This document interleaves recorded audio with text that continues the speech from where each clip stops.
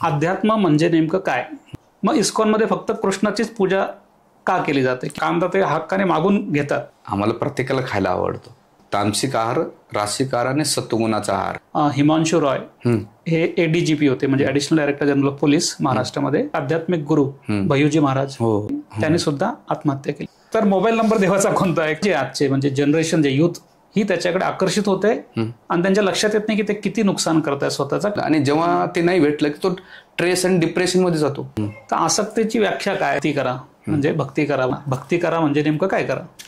अध्यात्म, इस्कॉन आणि भगवद्गीता ह्या विषयावर सामान्य माणसाच्या मनामध्ये बरेच प्रश्न असतात आणि ह्याच प्रश्नांना सोडवण्याकरता, त्यांचं उत्तर घेण्याकरता आज आपल्याबरोबर मराठी पॉडकास्टमध्ये मारुती प्राण प्रभूजी आहेत आणि त्यांचं आम्ही खूप खूप स्वागत करतो. प्रभूजी, कसे आहात तुम्ही? छान, धन्यवाद. तर आज आपण सामान्य माणसाच्या मनामध्ये अध्यात्म जेव्हा तो येतो तर त्या खूप सारे प्रश्न असतात. काही प्रश्नांचे उत्तर त्याला भेटतात, कधी कधी ते प्रश्न त्याच्या मनात राहतात. तर आम्ही एक छोटासा सर्वे केला होता. त्या सर्वेमध्ये काही प्रश्न मला मिळाले, त्यातले निवडक प्रश्न आज आम्ही आणलेले आहेत. तर सुरुवात करायच्या आधी मला थोडंसं तुमच्याबद्दल सांगा की तुम्ही अध्यात्मात कसे आलात आणि तुमचा सुरुवात कशी झाली अध्यात्मामध्ये? हरे कृष्ण. हरे कृष्ण. धन्यवाद संतोष सर, तुम्ही इथे ह्या पॉडकास्टला इन्व्हिटेशन दिल्याबद्दल आभार आहे. कारण की ह्या माध्यमातून आपण प्रत्येकाच्या घराघरामध्ये पोहोचून गीता, भागवत, रामायण, महाभारत हे जे वैदिक ग्रंथ आहे त्याचं ज्ञान प्रत्येकाकडे पोहोचून प्रत्येकाला सर्वसामान्याचा फायदा होईल. त्यामुळे असे उपक्रम तुम्ही चालवल्याबद्दल तुमचं हृदयपूर्वक आभार व्यक्त करतो. तुम्ही जो प्रश्न विचारला आहे की मी अध्यात्माला, माझं तसं जन्म वारकरी संप्रदायाचं लहानाचं मोठं झालं. माझे आईवडील वारकरी संप्रदायातले होते. त्यांनी लहानाचं मोठं करताना बाळकडू जे होतं मला ते लहानपणापासून दिलं. नंतरच्या मध्यंतरी कॉलेजच्या जीवनातून मी ते थोडंसं कमी झालो. पण जीवनामध्ये अशा काही चढ उतार आल्यानंतर त्यावेळेस बरेच माझे मित्र अल्कोहोलच्या मागं, नशाच्या मागे किंवा नको त्या मार्गाला लागले होते. पण त्यावेळेस मी विचार केला नाही की हे मार्ग होऊ शकत नाही, याला काहीतरी आपण शोधलं पाहिजे. म्हणून त्यासाठी मी बऱ्याच साधूंना, संतांना प्रश्न विचारण्याचा प्रयत्न केला. पण कोणी जवळ येऊ दिलं, कोणी नाही येऊ दिलं. मग अशा 7-8 संस्था मी फिरलो आहे. आणि नंतर शेवटी फिरत असताना हरे कृष्ण हरे रामा 2006च्या मध्ये याच्यामध्ये मला माझे मित्र मला घेऊन गेला नाशिकमध्ये देवळाले, आपलं शरमपूर रोडला. आणि मग तिथे मला इस्कॉनचं इंट्रोडक्शन झालं. तर तिथे सगळ्यात महत्त्वाचं मला एक व्यवहार पाहिला की लोक हायली एज्युकेटेड येतात आणि जे बोलतात ते वागतायत. आणि यांचा मूळ पाया जे होता तो गीता, भागवत, रामायण, महाभारत, जे तुकाराम महाराज सांगितलेले गीता भागवत करते श्रवण, अखंड चिंतन विठोबाचं. आणि म्हटलं यांचं आचार, व्यवहार आणि भौतिक संपदा असून सुद्धा या अध्यात्माला खूप प्रामुख्याने देतात. आणि याबरोबर मी ग्रामीण भागातला मुलगा, पण तिथे गेल्यानंतर माझ्या सर्व प्रश्नाचे उत्तर, तिथले एक डॉक्टर होते, त्यांनी मला त्या प्रश्नाचे उत्तर दिले. आणि त्या प्रश्नाचे उत्तर एवढे वैज्ञानिक पद्धतीनं अध्यात्माच्या व्यावहारिक दृष्टिकोनातून त्यांनी समजून सांगितलं. त्यावेळेस नाही खरं म्हणते हे अध्यात्म. आणि मग पुढचे 6 महिने मी त्यांच्याशी जिज्ञासा केली. मग त्यांनी माझ्यासाठी स्पेशली इथे देवळेली कॅम्पमध्ये एक सत्संग कार्यक्रम घेतला. आणि मग तिथून माझे हळूहळू भक्तीचं बीज लता वाढलं. 2007च्या सुरुवातीस मी हरे कृष्ण हरे रामा ही संस्था इस्कॉनमध्ये जॉईनिंग केलं. VTA म्हणून वैष्णव ट्रेनिंग अकॅडमी, नंतर BTA ब्रह्मचारी ट्रेनिंग. आणि नंतर मला असं वाटलं की नाही, सगळेजण संसारासाठी जगतात, समाजासाठी जगतात, आपल्या धर्मासाठी, ह्या संस्कृतीसाठी कोणीतरी जगलं पाहिजे. तर मी काही खूप मोठा नाही, पण माझ्या याच्यात कुवतीमध्ये जेवढं काही आहे तर म्हणलं आपण काही ना काही योगदान आपल्या संस्कृतीसाठी देऊ शकतो. कारण तरुण पिढी वाम मार्गाला खूप लागलेली आणि त्यांना गायडन्स करण्यासाठी कोणीच नाही. अध्यात्माच्या नावाखाली सगळं थोतांड चाललं.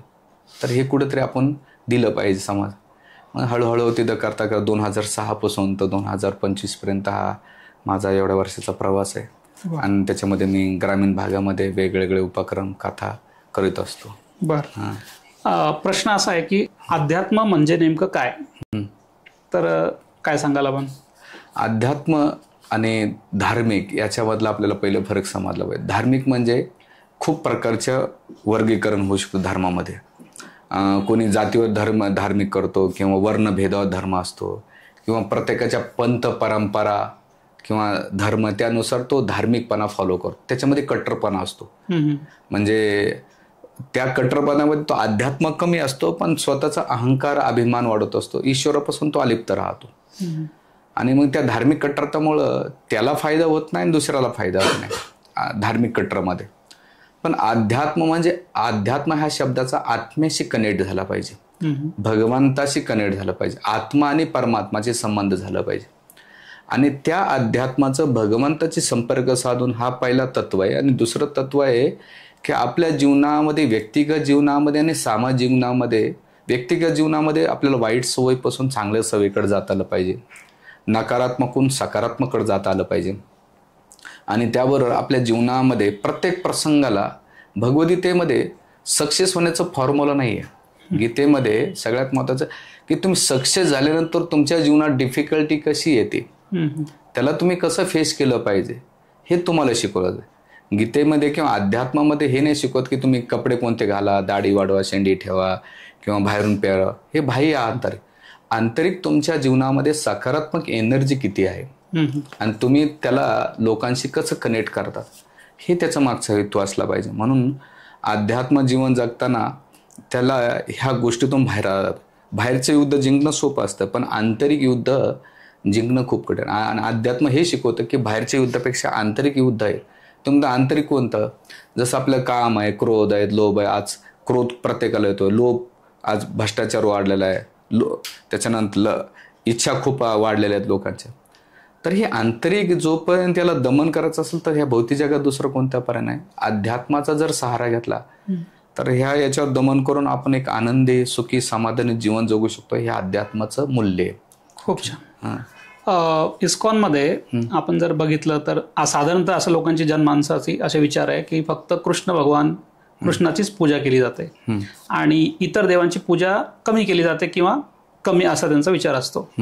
तर एक छोटासा आपण उदाहरण जर घेतलं की पाऊस पडतो, मग नदीत पाणी येतं, नदीचं पाणी समुद्राला जाऊन भेटतं. असं म्हटलं गेलंय की कुठल्याही नदीला पाणी गेलं का ते समुद्राला जातं. कुठल्याही देवाला नमस्कार केला आपण तर तो भगवान कृष्णांना जाऊन भेटतो. मग इस्कॉनमध्ये फक्त कृष्णाचीच पूजा का केली जाते, किंवा असा एक प्रश्न आहे. छान प्रश्न विचारलाय की मला पण इस्कॉनच्या येण्याच्या पहिले किंवा इस्कॉनमध्ये आल्यानंतर मला हा प्रश्न पडलेला होता की बाबा इस्कॉन ह्या संस्थेमध्ये कृष्णाचीच भक्ती का करतात. जेव्हा वैदिक ग्रंथाचा अभ्यास केला, विशेष करून भगवद्गीता, श्रीमद भागवतम, रामायण, महाभारत आणि अन्य वैदिक ग्रंथाचा अभ्यास केल्यानंतर जाणवलं की पूर्ण पुरुषोत्तम भगवंत आहे. भगवंत गीतेमध्ये म्हणतो अहम सर्वस्य प्रभो मत सर्व प्रवर्तते इति मत्वा भजन्ते मां बुध भाव समित्वा. ह्या भौतिक जगातलं सगळं काही माझ्यापासून निर्माण झालेलं आहे. म्हणजे ते भौतिक असो का अध्यात्म. अध्यात्म म्हणजे वैकुंठ लोक आहे त्यांच्यापासून निर्माण झालं आणि भौतिक संसार पण भगवंतापासून निर्माण झालं. आणि विभूती एक जेव्हा तुम्ही वाचताना गीतेमध्ये तर भगवंत तिथे आपली विभूती सांगतात प्रत्येकाने. म्हणजे रुद्रामध्ये शंकरस्मी आहेत भगवंत म्हणतात, मानवामध्ये राम मी आहे, पांडवामध्ये मी अर्जुन आहे, दैत्यामध्ये प्रल्हादस्मी आहे, पुन्हा वन्य प्राण्यामध्ये सिंह मी आहे, जलाशयामध्ये सागर मी आहे. तर भगवंत प्रत्येकामध्ये आपली विभूती टाकतात आणि त्यांच्या पण सगळं काही आल्यानंतर आपण जेव्हा त्यांना बुधा भाव समज, जो बुद्धिमान व्यक्तो त्यांची उपासना करतो. याचा अर्थ तिथे कृष्ण हे का बरं कृष्णाला पूर्ण पोषण. बघा गीतेचा आपण जेव्हा अभ्यास केला तर सगळ्यात महत्वाचं की अर्जुन जेव्हा धृतराष्ट्र श्लोक म्हणतो तो धृतराष्ट्र वाचे, संजय श्लोक म्हणतो तर संजय वाचे, अर्जुन श्लोक म्हणतो तर अर्जुन वाचे. पण कृष्ण श्लोक वाचल्यानंतर कृष्ण जेव्हा श्लोक म्हणतात तिथं कृष्ण वाचे नाही आहेत. काय होत आहे, श्री भगवान वाचे. भगवान वाचे म्हणजे काय, भग म्हणजे ऐश्वर्य आणि वान म्हणजे धारण करण. जे भगवंतामध्ये 6 ऐश्वर्य येतं ते परिपूर्ण आहेत आणि ते परिपूर्ण असलेले भगवंत कोण आहे, ते कृष्ण आहेत. म्हणून वेदव्यासाने तिथे कृष्णाला कृष्ण न उच्चारता भगवान हा शब्द वाचायला. आणि श्रीमद भागवताच्या सुरुवातीला सुखदेव आपले वेदव्यासजी ओम नमो भगवते वासुदेवाय, की हा जो ग्रंथ आहे ते मी श्रीकृष्णाला करतो, वासुदेवाचे पुत्र वसुदेव. तर ह्या सगळ्या ग्रंथांमध्ये पूर्ण पुरुषोत्तम भगवंत आहेत. आणि जसं तुम्ही दुसरा प्रश्न विचारला की बाबा पाणी जरी कुठं पडलं तर समुद्राला सगळ्या देवाला नमस्कार आहे. समजा तसं आता कधी कधी नद्यामध्ये जाताना काही एखादा नाला असेल तो डायरेक्ट जाणार नाही, तो त्याचं लिमिटेशन तिथंच अडकून पडेल. काही डबक्यामध्ये पाणी साचले असेल तो थोडी तो त्या डबक्यातून त्या नदीला तो पोहोचेल नाही. प्रत्येकाचं एक लिमिटेशन तो तिथे जातो. मग एवढं फिरून जाण्यापेक्षा तुम्ही डायरेक्ट गेलं तर काय हरकत आहे. समुद्राला जर डायरेक्ट गेलं तर काय हरकत. आता मुंबईला जाण्याचे भरपूर मार्ग आहेत. बरोबर. प्रत्येक मार्ग आहे, पण कोणताही मार्ग धरून चालणार नाही. जो सोपा मार्ग आहे, ज्या ठिकाणी तुमचं गंतव्य पोहोचतोय तो मार्ग धरला तर तुम्ही तुमच्या गंतव्य, तुमचा वेळ वाचेल. बरोबर. तसंच सगळ्या देवतांना नमस्कार करून सगळं तिथे तुमच्या भौतिक इच्छा पूर्ण करू शकतात. पण डायरेक्ट तुम्ही भगवंताची भक्ती केली तर इकडे तिकडे जाण्याची गरज नाही. हा, पण ज्याचा त्याचा व्यक्तिगत संबंध आहे. आधी इथे असं लादलं जात नाही. म्हणून मी प्रत्येकाला एकच सांगेल की बाबा तुम्ही अभ्यास करा, ग्रंथांचा अभ्यास करा आणि तुम्ही तुमचा निष्कर्ष काढा. बरोबर. आम्ही सांगतोय म्हणून इस्कॉन संस्था सांगते किंवा इस्कॉन संस्था कृष्णाला प्रमोट करते असे अजिबात नाही. तुम्ही सुज्ञ आहात. तुम्ही गीता वाचल्यानंतर तुमच्या प्रश्नाचे उत्तर भेटतात, भागवतामध्ये वाचल्यानंतर भेटतात, रामायण महाभारतामध्ये वाचल्यानंतर तुम्हाला कळून जाते. तर प्रत्येक व्यक्तीने ग्रंथांचा आपल्याकडे काय होतं, अभ्यास कोणी करत नाही. आणि सोशल मीडिया किंवा बऱ्याच वेळा सांगण्या माऊथ याच्यातून नाही का त्याला विश्वास ठेवतात. तर ते काय होतंय, मनोकाल्पनिक आपलं चालतं, मेंटल स्पेक्युलेशन. त्यापेक्षा तुम्ही एक काम करा, ग्रंथ वाचा आणि त्याच्यातून तुम्ही ठरवा काय आहे ते. आम्ही सांगण्यापेक्षा तुम्हाला काय वाटतंय, मला काय वाटतंय हे काही महत्वाचं नाही. ग्रंथांना काय वाटतंय. 4 वेद, जसं ज्ञानेश्वर माऊली म्हणतात, 4 वेद जाणं 40 शास्त्र कारण, 18 पुराण हरीशी गाते. 4 वेद जाणं 40 शास्त्र कारण, 18 पुराण म्हणजे 18 कोणाशी गातात, हरीशी गातात. संत तुकाराम महाराज आपल्या अभंगामध्ये वेद अनंत बोलला. वेद खूप काय बोल, अर्थ इतका साधला. म्हणजे त्याचा अर्थ काय साधला, विठोबाशी शरण जावे. विठोबा म्हणजे विठ्ठल, कृष्ण आणि विठ्ठलामध्ये फरक नाही. म्हणजे सगळे श्रीपाद शंकराचार्य, मध्वाचार्य, त्याच्यानंतर असे महापुरुष निंबार्काचार्य, विष्णू स्वामी यांनी मोठमोठ्याच जे आचार्य होऊन गेले त्यांनी कृष्णाला पूर्ण पुरुषोत्तम भगवंत म्हटलेले आहेत. आणि ते जे सांगतायत, गुरु साधू शास्त्र जेव्हा सांगतात आपण त्यांच्या शब्दावर विश्वास ठेवून, तुकाराम महाराज, ज्ञानेश्वर माऊली, शंकराचार्य, रामानुचार्य, मध्वाचार्य यांच्या शब्दावर ठेवून, ग्रंथाला ठेवून आपण आपल्या जीवनाचा निष्कर्ष करू शकतो. याचा अर्थ इस्कॉनमध्ये देवदेवतांना हीन केलं जातं असं नाहीये. बरोबर. तर आम्ही देवदेवतांचा पण आदर करतो, त्यांची पण आम्ही वंदना करतो आणि ज्याचा त्याचा परिपूर्ण वर्शिप करणं, पूजा करण्याचा एक निष्ठा असते त्या ठिकाणी करू शकतो. आमच्या मंदिरामध्ये गणपतीची उपासना केली जाते. असं नाही की आम्ही त्यांना निग्लेक्ट करतो, पण लोकांनी अर्धवट नॉलेज ऐकतात आणि मग ते कमेंट करतात. हा, गणपतीची उपासना केली जाते. आम्ही दुर्गादेवी प्रवचन देतो, आम्ही सगळ्या लक्ष्मीवर प्रवचन देतो, हनुमानजी आमच्यासाठी आहेत. सगळे देवदेवतांना आमचा आदर आहे, त्यांच्या आम्ही कथा पण करतोय. पण ते कोणाची पूजा करतात हा सगळ्यात महत्वाचं. हनुमानजी रामचंद्राची करतात, लक्ष्मी नारायणाची करते, गणपती बाप्पाला आपण जेवढं पूजा करतो, पण त्या गणपती बाप्पाने महाभारत लिखाण केलंय आणि त्या महाभारतामध्ये गीता लिहिलेली स्वतः गणपती बाप्पाने. त्याच्यात कृष्णाचं ते वर्णन करतात. दुर्गादेवीचं वर्णन श्रीमद भागवतामध्ये पहिल्या स्कंदामध्ये येते. जेव्हा वेदव्यासांना दर्शन दिलं, त्याच्यानंतर जेव्हा रुक्मिणी हरण व्हायचं अंबिकेच्या याच्यामध्ये, तर तिथे दुर्गादेवीची उपासना रुक्मिणी मातेने केली. ज्या गोपी आहेत भगवंताला प्रिय, कात्यायनी, त्या कात्यायनीची उपासना गोपीने केली. कोणासाठी, कृष्णाला प्राप्त करण्यासाठी. एवढंच नाही तर जेव्हा भगवान कृष्ण प्रगट झाले त्याच्यानंतर जी कन्या आणली, कंस मारा गेला, तर तिच्या दुर्गात प्रगट झाले आणि मग ते, अरे मूर्ख कंसा, तुझा शत्रू कुठे जिंकलेला आहे, माझे इष्ट देव स्वामी. आणि भगवंत तिथे दुर्गादेवी स्वतः म्हणते की माझे इष्ट देवता ते. बरं, एवढंच नाही, श्रीमद भागवत आणखीन जड भरत प्रसंगामध्ये काली स्वतः चंडी प्रगट होते आणि आपल्या भक्ताचं रक्षण करते डाकूपासून. बरोबर. म्हणजे एवढे रेफरन्स आहेत भागवतामध्ये, महाभारतामध्ये, भगवद्गीतेमध्ये, आपण ते वाचत नाहीत.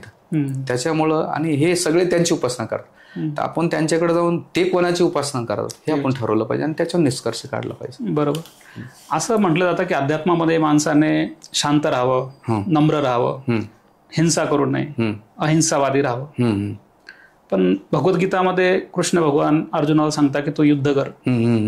मग काहींना असं वाटतं की अहिंसा करायला पाहिजे, तर मग युद्ध करायला का सांगताय? हा, हे जे तुम्ही नम्रता, अहिंसा किंवा जे काही तुम्ही तत्व सांगितलेले, त्याच्या 2 स्तरावर आपण पाहूया. पहिला स्तर जो आहे, जे नम्रता आहे साधकांच्या जीवनात, अहिंसा किंवा बाकीच्या भक्तीमधले लोकांना आदर देणं, याचा मागचं व्यक्तिगत आपल्या प्रगतीसाठी ते दिलेले आहेत. अहिंसेपासून कशामुळे येते, अहिंसा ही जीवदया प्रगट करते. म्हणजे तुम्ही हिंसा केली तर तुमची जीवदया नष्ट होते. तर जीवदया वाचवण्यासाठी, जीवदया तुमच्यात निर्माण होण्यासाठी अहिंसा तत्व पालन करायला सांगतात. नम्रता यासाठी आहे की तुमचा जो अहंकार आहे, क्रोध आहे, लोभ आहे, ते तुम्हाला मनुष्य ठेवत नाही तर राक्षस वृत्ती आणते. आणि त्या वृत्ती, मनुष्य राक्षस नसतो तर त्याच्यातले जे गुण आहेत प्रामुख्यानं ते त्याला तसं करायला होतात.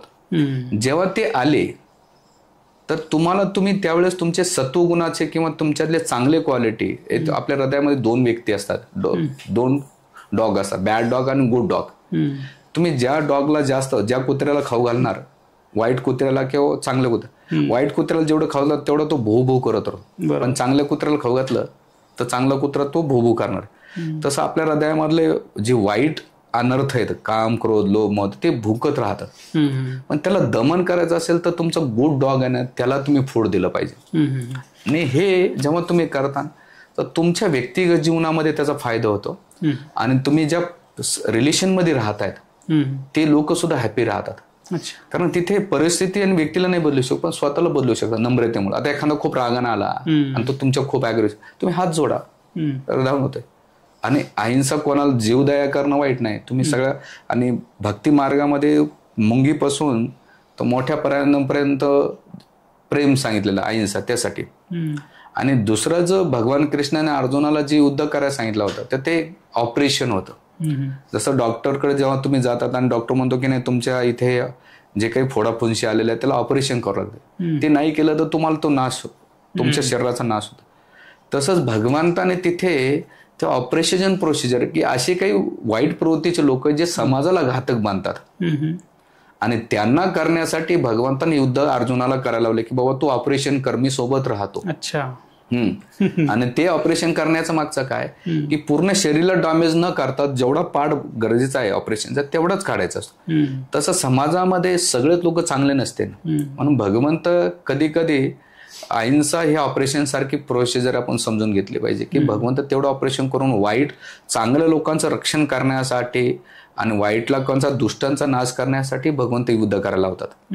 आणि हे दोन्ही तर एक व्यक्तिगत जीवनामध्ये हे तुम्ही तत्व पालन करा, आणि जेव्हा सामाजिक विचार तुम्ही लेवलला येतात त्यावेळेस तुम्हाला नाही का समाजाचा विचार करून, लोकांचा विचार करून त्यावेळेस तुमचं ऑपरेशन करणं गरजेचं. आणि तिथं दुष्ट लोक होते, जर तुम्ही त्यांना म्हटलं नाही आम्ही अहिंसा तत्व पालन करतो, आजकाल तुम्ही पाहिलं अतिरेकी लोक जे निरापराध लोकांना मारत सुटतात, पण ते तर धर्म, मग तिथे तुम्हाला ऑपरेशन करणं गरजेचं. ऑपरेशन काय की तेवढाच पार्ट नाही का तुम्ही ते हे करून नाही का क्लीन करा, हा त्याचा मागचा उद्देश आहे. आता काय होतं की व्यक्ती अध्यात्मामध्ये याचा प्रयत्न करतो, तो कुठल्या तरी आपल्या भक्तांमार्फत इस्कॉनच्या मंदिरामध्ये किंवा एखाद्या सत्संगामध्ये येतो आणि त्याची सुरुवात होत असते. तर त्याला कुठल्या तरी मार्गाने असं कळतं की इस्कॉनमध्ये किंवा असे कांदा, लसूण किंवा चहा, कॉफी वर्ज्य केलं पाहिजे किंवा कमी घेतलं पाहिजे किंवा नाही घेतलं पाहिजे. तर आता आपण नाशिकमध्ये राहतो, बरोबर. नाशिकमध्ये तुम्ही गंगापूर रोड साईडला गेलात, इतके मिसळचे दुकानं आहेत आणि मिसळ खाताना ते हक्काने मागून घेतात. तर एखाद्या व्यक्तीला इतकं त्याची सवय झाली असते आणि त्याला जेव्हा कळतं की कांदा लसूण सोडायचा आहे, चहा सोडायचा आहे, तो म्हणतो मला भक्ती करायची आहे पण हे का सोडायला लावताय, असा एक सामान्य प्रश्न येतो लोकांच्या मनामध्ये. तर त्याचं उत्तर कसं द्या? सगळ्यात महत्वाचा, मी कांदा लसणाच्या विरोधात नाहीये, आम्हाला प्रत्येकाला खायला आवडतो, पण आपल्याला जे आपण भगवंताला प्राप्त करण्याचा प्रयत्न करतो तिथे आपल्याला आपल्या चेतनेचा विकास करण्यासाठी जे रासिक आणि तामसिक पदार्थाला वर्ज्य केलेले, जसं तुम्ही एखाद्या डॉक्टरकडे जाताना आयुर्वेदिक विशेष करून, तो आयुर्वेदिक डॉक्टर काय करतो, तुम्हाला पथ्य पालन देतो की म्हणतो नाही बाबा तुला जर रोग बरा करायचा असेल तर तुला हे पथ्य पाणी पालन करावं लागेल, हे करा आणि हे नका करू. जर तुम्ही त्या डॉक्टरच्या सांगण्यानुसार पथ्य पालन केलं तर तुमचा रोग आपोआप बरा होऊन जाणे आणि मेडिसिन्स पण घेतात. तसंच ह्या जगामध्ये ऑलरेडी आपण एवढे रोगी येतो, कोणाला एक तर अध्यात्म आवडत नाही. अध्यात्म कसं पाहिजे, आपल्या मनानुसार, आपल्या लहरीनुसार पाहिजे असतं. मला वाटेल आया मन में चलो तो फोन में किंवा आपल्या हिशोबानुसार करणं नाही. वैदिक ग्रंथ काय मानतात, वैदिक ग्रंथ 2 तत्व सांगतात की तुमच्या व्यक्तिगत चेतनाला विकसित करण्यासाठी तुमचा सत्वगुणाचा आहार पाहिजे. जसं तुम्ही आहार करतात तशी तुमची चेतना बनते आणि तसा तुमचा व्यवहार बनतो. म्हणून जे रासिक आणि तामसिक पदार्थ खाणारे व्यक्ती येतात तर ते खूप ॲग्रेसिव्ह असतात, त्यांच्यामध्ये नाही का काम, क्रोध, लोभ, मद, मात्सर्य खूप असतं. कांदा काही ठिकाणी बिना कांदा लसूण न खाणारे त्यांच्यामध्ये पण असतो. पण श्रीमद भागवतामध्ये असं वर्णन केलेलं आहे की जर कोणाला सत्वगुणात यायचं असेल, रजोगुण काय करतंय, पॅशनेट असते त्याच्यामध्ये, लस्ट, त्याला काहीतरी अचिव्हमेंट करायची असते, तर तो अध्यात्म नाही करू शकत. आणि जो तामसिक असतो तो आळशी, निद्रा, तमोगुणाचा असतो, तो पोस्टपोन करायचा असतो. ते दोन लोक कधी भक्तीत येऊ शकतात. सत्वगुणात आल्यानंतर तुमची चेतना जेव्हा सत्वगुणात येते तेव्हा तुम्ही भगवंताला कुठेतरी समजू शकतात. नाही तर बऱ्याच वेळा महाराष्ट्रामध्ये किंवा सगळे भारतामध्ये ग्रंथ वाचा गेले की लोकांना झोप लागते. का बरं? एक तर इंटरेस्ट नाही. तर ती चेतना एवढी दूषित झालेली आहे की त्या अध्यात्मामध्ये सत्वगुणाचं काम आहे. अध्यात्म करणं म्हणजे रासिक आणि तामसिक नाही तर सत्वगुणाचं काम आहे. आणि त्या सत्वगुणासाठी येण्यासाठी तुम्हाला कांदा, लसण, चहा, कॉफी वर्ज केलेले राहिलं.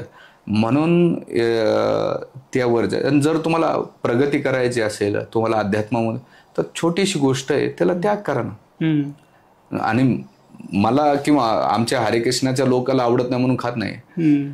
आपण ज्याच्यावर प्रेम करतो त्याला काय आवडतं काय नाही आवडलं तर आपण त्यानुसार वागलं तर त्याला खूप जास्त प्रसन्न आहे. भगवंतानं जर सांगितलं असतं बाबा गीतेमध्ये, भागवतामध्ये कांदा लसण खा, तर आम्ही सरस तुम्हाला ते दिलं असतं. पण वैदिक ग्रंथांमध्ये, मनुस्मृतीमध्ये, विशेष करून नाही का महाभारतामध्ये याला निश्चित पदार्थ म्हटलेले, हे खाऊ नये. जसं मशरूम, कोल्ड ड्रिंक झालं, कांदा लसण, चहा, कॉफी, चहा, याच्यामध्ये जे पदार्थ आहेत. आता हा आध्यात्मिक दृष्टिकोन वेगळा.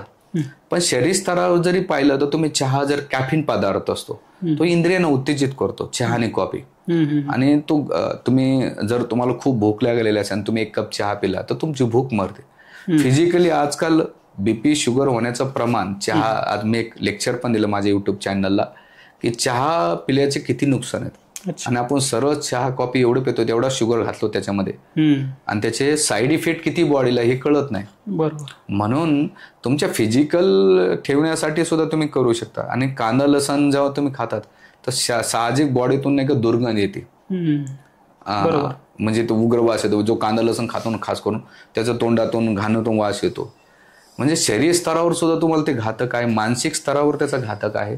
आणि तिसरी गोष्ट, आर्थिक दृष्टिकोनातून जर पाहिलं गेलं तर तेवढं जे लोक ह्या गोष्टी वर्च करतात. आता तुम्ही म्हणता मेडिसिन दृष्टिकोनातून, तर त्याला पर्याय आहे. मेडिसिन्स म्हणून तुम्ही कधी कधी घेऊ बी शकता त्याला, पण अतिरेक नसला पाहिजे. पण कुठं आपण त्याच्याच नावानं जर केलं बाबा कांदा लसण नाही का, आता बिना कांदा लसण न खाणारे मरत नाहीत का?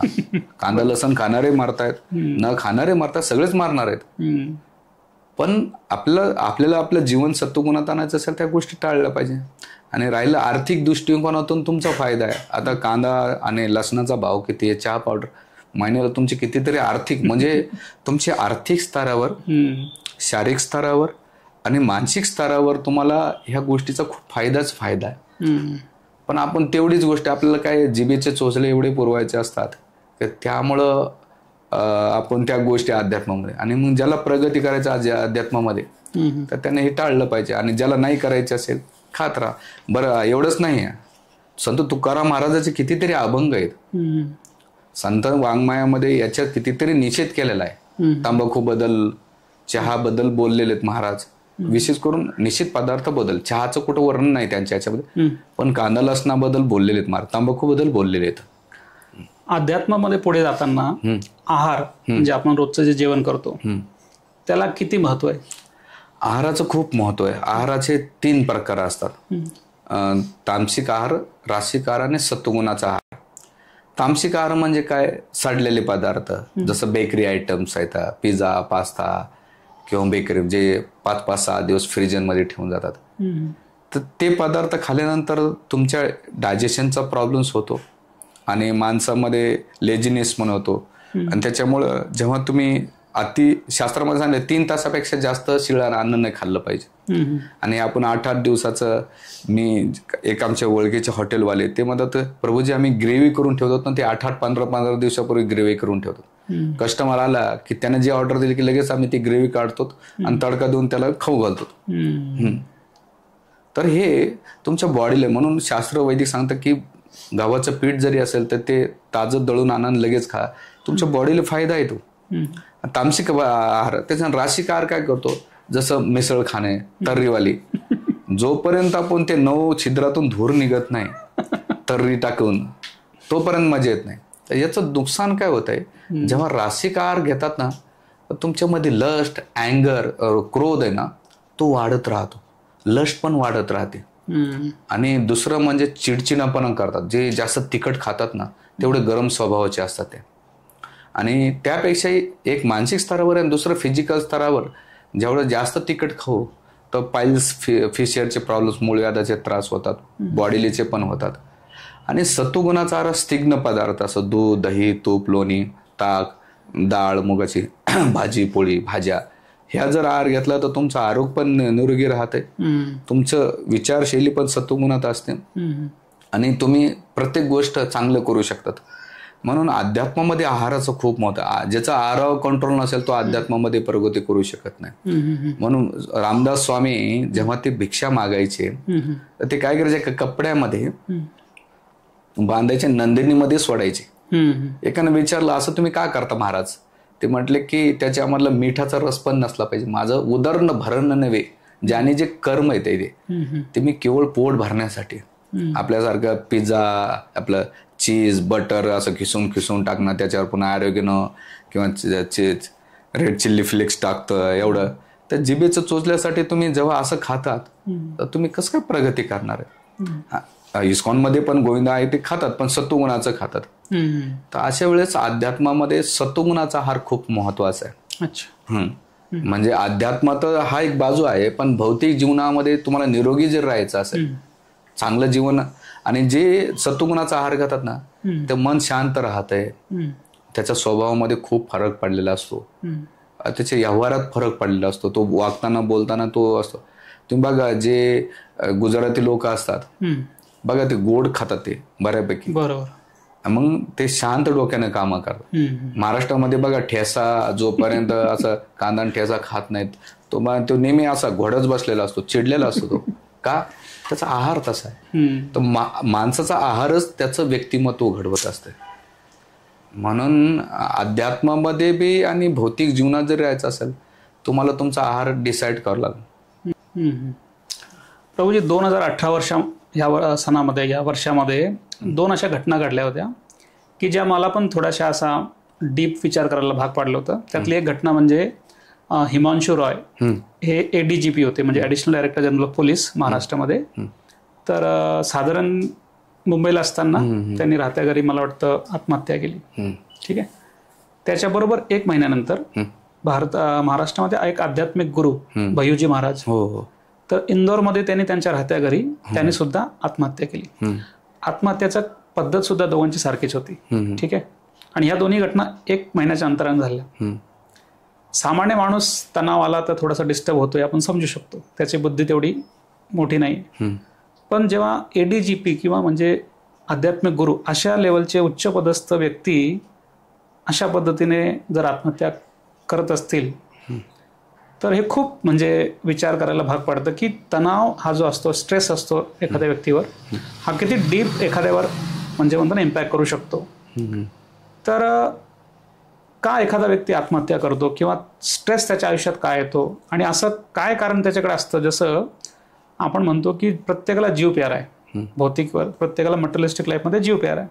मग असं काय झालं त्याच्या आयुष्यामध्ये की तो स्वतःचा जीव संपवायला त्याने विचार केला? तर हे सुद्धा मी ऐकत होतो, पण जेव्हा ह्या 2 घटना घडल्या तर थोडंसं मला असं वाटलं की ह्याबद्दल थोडंसं डीप विचार केला पाहिजे की असं का होतं. सगळ्यात महत्त्वाचं एक ध्यानात ठेवायचं, आत्महत्या का करतात की त्यांना मृत्यूपेक्षा त्याचे प्रॉब्लेम्स खूप मोठे वाटतात. म्हणजे आत्महत्या त्याच्या पुढे सेकंडरी वाटते त्यांना. म्हणजे त्यांच्या जीवनामध्ये एवढे मोठे प्रॉब्लेम्स असतात की मृत्यू त्याला दुय्यम काहीच वाटत नाही. म्हणजे मृत्यूपेक्षा त्याचे प्रॉब्लेम्स खूप मोठे आहेत, त्याच्यामुळं तो आत्महत्या करण्याच्या प्रवृत्तीकडे जातो. हे आपण पहिलं समजलं. आत्महत्या करण्याचे आणखीन 3-4 आपण कारण बघूया. एक तर अपेक्षा खूप, म्हणजे एवढ्या अपेक्षा त्या अपेक्षेचा भंग झाला. अपेक्षा काय असतात की प्रत्येक व्यक्तीनं माझं ऐकलं पाहिजे, प्रत्येक व्यक्तीनं माझ्या मनासारखं झालं पाहिजे, किंवा दुसरी गोष्ट त्यांच्या जीवनात अशा काही चुका झालेल्या असतात त्या समाजापुढे येऊ नये, माझी बदनामकी होऊ नये, तर त्या चुकाला झाकण्यासाठी बाबा ती गोष्ट पाहण्याच्या ऐवजी मी स्वतःला संपवून गेलेलं बरं, म्हणून लोक असा एक मार्ग निवडतात. आणि राहिलं या दोन्ही केसेस, भैयोजी महाराज किंवा हिमांशू रॉय. आता हिमांशू रॉयचा तर फिजिकली कॅन्सर होता, त्यांना एवढा तो व्यक्ती शारीरिक जर पाहिलं तर खूप मजबूत व्यक्ती होता, फिजिकल त्याचं पाहिलं गेलं आणि त्यांचा दरारा पण होता. पण त्या रोगामुळं, कॅन्सरमुळं, त्यांच्या बॉडीमुळं एवढे त्यांना पेन होतं की त्यांना असं वाटलं नाही एवढं झिजून मारण्यापेक्षा एकदाच आपण का मरू नये. भले दोघांच्या मरण्याच्या स्टाईल एक असते, पण दोघांचे प्रॉब्लेम्स खूप वेगळे आहेत. जसे हिमांशू रायच्या प्रॉब्लेम्स मध्ये गेलं, त्यांच्या फिजिकल प्रॉब्लेम्स त्यांना खूप जाणवतात, खूप पेन होतं त्यांच्या लाईफमध्ये.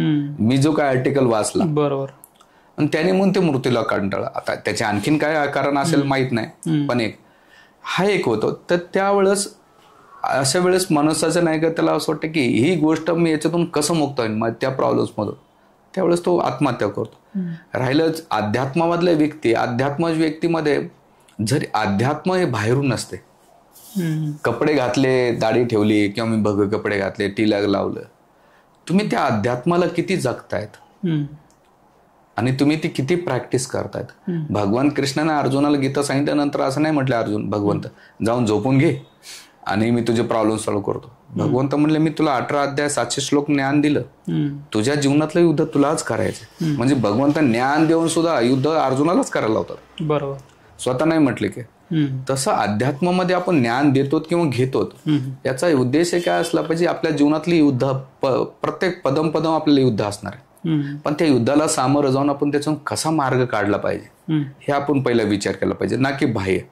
राहिलं याचं हे जे तुम्ही अध्यात्मामधले भैयोजी महाराजांचं उदाहरण घेतलं, तर तिथे एक त्यांच्या फॅमिली प्रॉब्लेम्स होते, त्यांच्या पत्नीचा आणि त्यांचे प्रॉब्लेम्स होते. तर त्यावेळेस भले त्यांना राजकीय पुढारी मानायचे, त्यांना ते फॉलो पण करायचे, पण ते व्यक्तिगत जीवनामध्ये नैराश्य होते. म्हणून अध्यात्म तुम्हाला निराशेने शिकवतं, तर अध्यात्माची ही प्रॅक्टिस करायची असते. तुम्ही लोकांच्या नजरेत येऊ शकतात, पण तुम्ही व्यक्तिगत काय हे तुम्हालाच माहित आहे, बरोबर. हा, म्हणून राहायला विद्या की त्यांच्या जीवनामध्ये काही असे प्रॉब्लेम्स होते की त्यामुळे त्यांनी, आणि ह्या मानसिक ताणातून निघायचं असेल तर मी तुम्हाला 2-3च सजेस्ट करू शकतो. एक तर आपल्या जीवनात मनासारख्या कोणत्याही गोष्टी होणार नाहीत. तुम्ही भगवान पांडवांसोबत भगवान कृष्ण होते, पण भगवान कृष्णाने अर्जुन पांडवांचे प्रॉब्लेम नाही, त्यांना फर्स्ट केलं, पण गायडन्स केलं, बरोबर.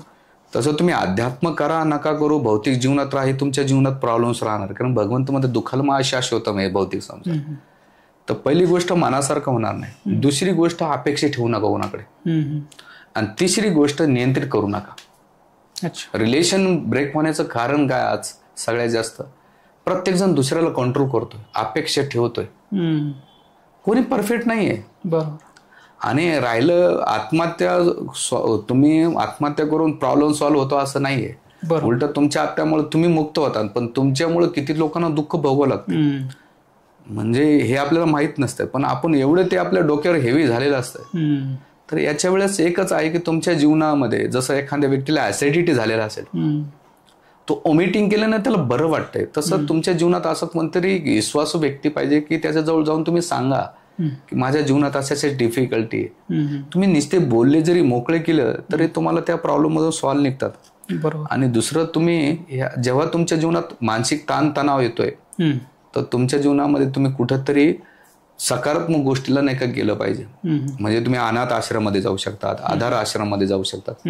आपल्यापेक्षा कितीतरी लोक दुःखी येतात, संकटामध्ये, समस्यामध्ये, त्यांच्यापेक्षा बेटर लाईफ आहे आपल्या लाईफमध्ये. जी गोष्ट आहे त्या रडण्यापेक्षा जी गोष्ट आहे त्याच्यात हॅपी राहा, आनंदी राहा, आणि लोकांना जाऊन मदत करा ना, तिथं तुमचा प्रॉब्लेम सॉल्व्ह होतो. आणि तुम्हाला कुठंतरी वाटलं मनामध्ये अध्यात्म केलं पाहिजे तर तुम्ही अध्यात्म करा. आणि आत्महत्यानं हे जीवन तर तुमचं दुःखी, पण मृत्यूनंतर सुद्धा दुःख त्याचं भयंकर असतं. आणि एकच आहे की आत्महत्या करण्याचं एक प्रत्येकाचं सब्जेक्ट व्हायचंय, बरोबर. ट्रेस येण्याचं कारण काय, 3 गोष्टी. अपेक्षा खूप आहेत प्रत्येकाच्या, बॉस ऑफिसमध्ये बॉस कडून, फॅमिलीमधून पती पत्नीचं, सामाजिकून याचं. अपेक्षा नका ठेवू. प्रत्येक गोष्ट तुमच्या मनासारखी होणार नाही, कारण तो परफेक्ट नाही, तुम्ही परफेक्ट नाही. आणि दुसरी गोष्ट, तुमच्याकडे जे आहे त्याच्यात आनंदी राहा. माणसाचं जीवन एवढं साधं सरळ आहे, तो साधं सरळ जगू शकतो, पण त्यानं कॉम्प्लिकेटेड एवढं करून टाकलंय दुसऱ्यासोबत तुलना करू करू.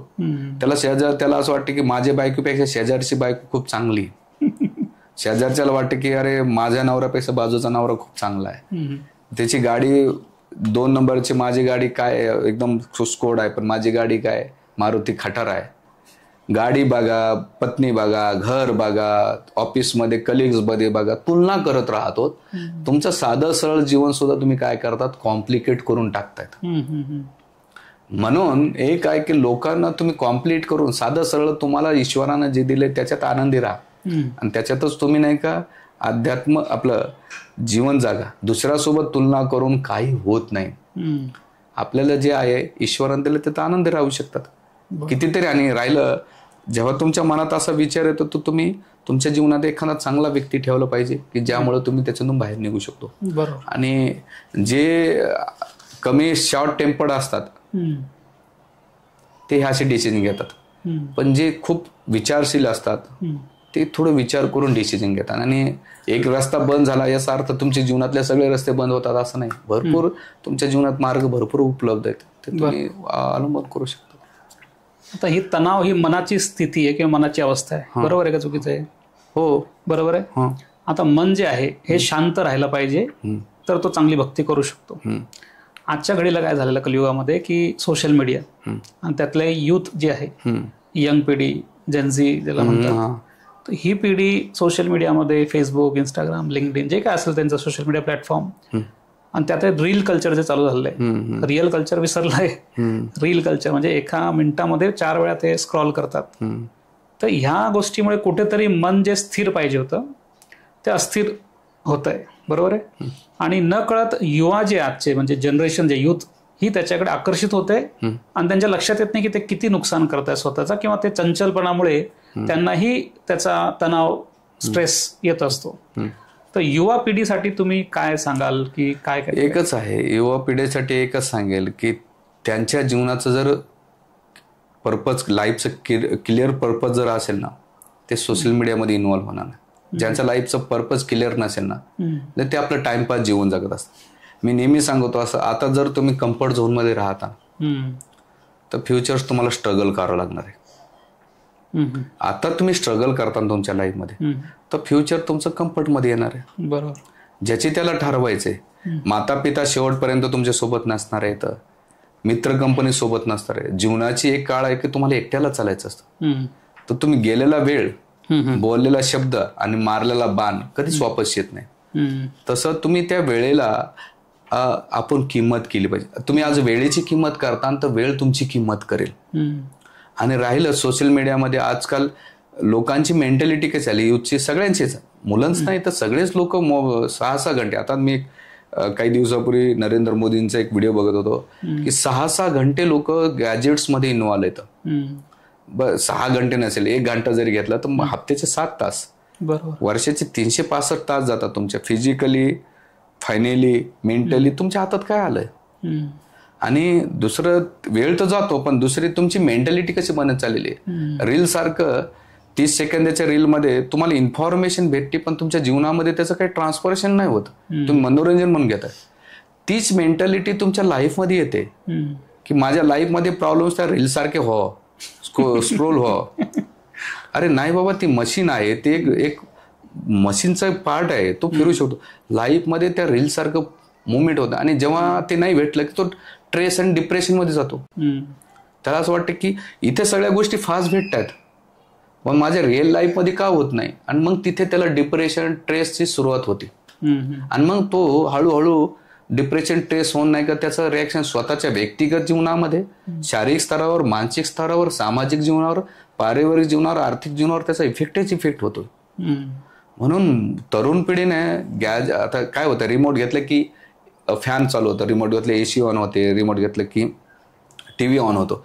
तसेच त्याची मेंटॅलिटी होती की माझ्या लाईफमध्ये रिमोट सारखं फास्ट भेटावं. ते भेटणार नाही. ती मशीन आहे, ते एक मोबाईल आहे, गॅजेट्स आहे, आणि एक जीवन आहे. आपल्या जीवनामध्ये सूर्योदय होतो, निसर्ग बघा, सूर्योदय होतो 12 तासानंतर सूर्यास्त होतो.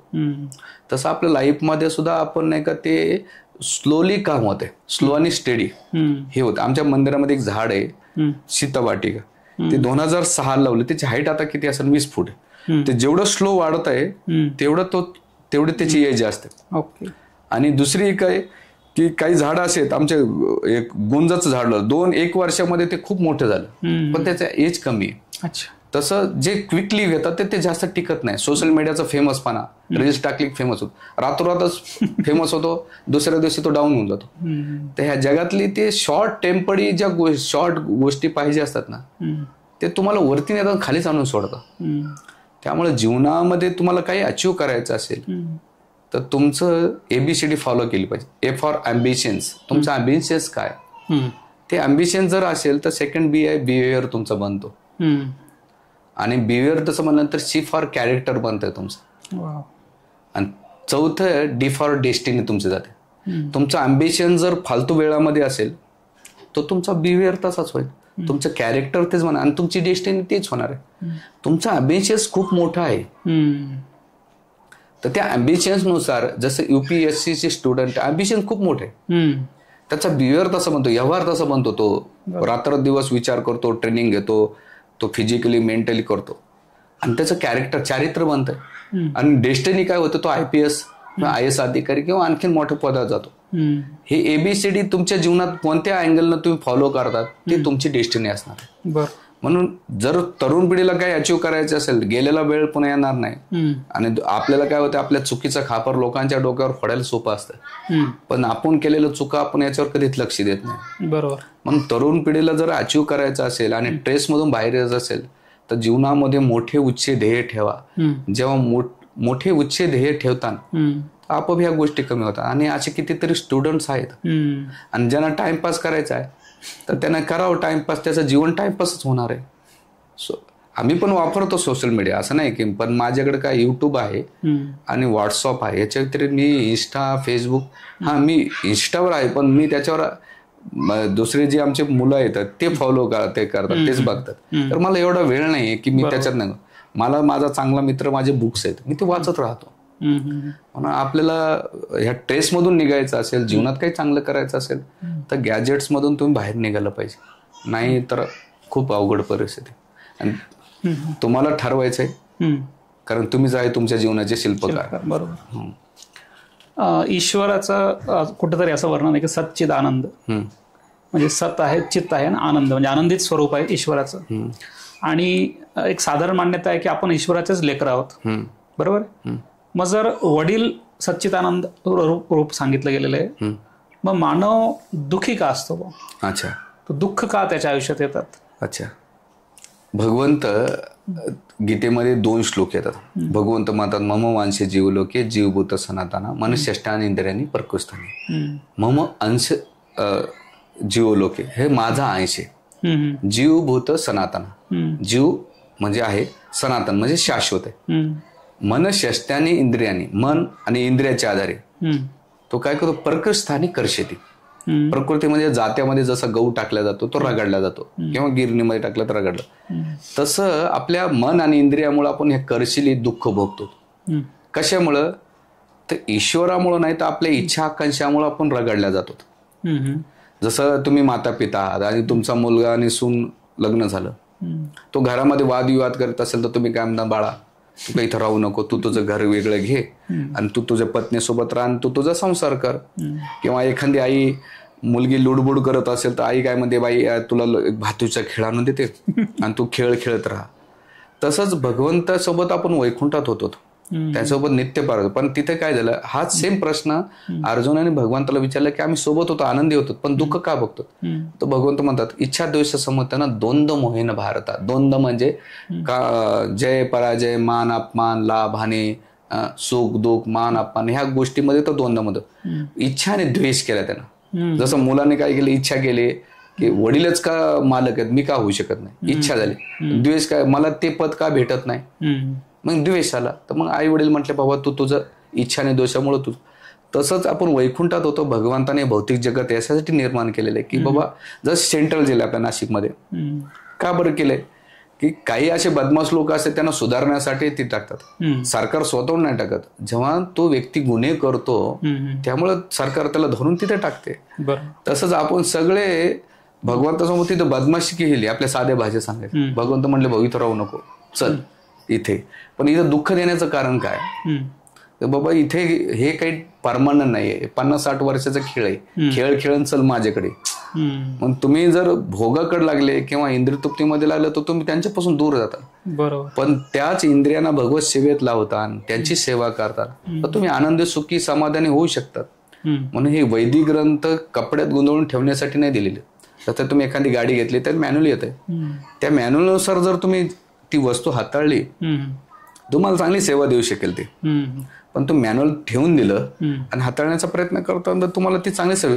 तर त्याच प्रकारे जीवनामध्ये तुम्हाला आनंदी व्हायचं असेल तर ह्या वैदिक ग्रंथाचा सुखी समाधान, तर तुम्ही जे सच्चित आनंद स्वरूप आहे बघ त्यांच्या संपर्कात गेलं तर आनंदी होऊ शकतात. त्यांच्यापासून डिस्कनेक्ट गेले. एक शेवटचं उदाहरण देतो मला. एक ड्रायव्हर 4 व्हीलर असते, जेव्हा मालक एसी ऑन करायला सांगतो तर ड्रायव्हरला म्हणत नाही शोटर घालतो. मालकाबरोबर ड्रायव्हरला सुद्धा एसीचा लाभ भेटतो. बरोबर. तसंच आपण भगवंताच्या इच्छाबरोबर आपल्या इच्छा जर मिक्स केल्या तर त्यांच्याबरोबर आपल्याला आनंद भेटेल. पण भगवंताच्या इच्छाविरोधात केलं तर आपल्याला दुःखच भेटणार आहे. हे आपल्याला ठरवायचंय. म्हणून एकच इच्छावर निर्भर आहे. तुमची इच्छा तुमच्या स्वतःच्या इच्छा लावतात तर दुःखी राहतात, पण तीच इच्छा भगवत इच्छेनुसार लावतात तर आनंदी होऊ शकतात.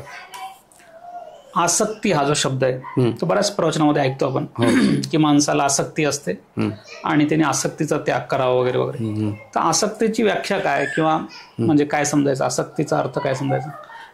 इंग्लिशमध्ये त्याला अटॅचमेंट म्हटलं जातं. हा, आसक्ती. आसक्ती म्हणजे जी गोष्ट माझ्या सोबत येत नाही त्याच्या जास्त आसक्ती ठेवणे हे दुःखाचं कारण आहे. अच्छा.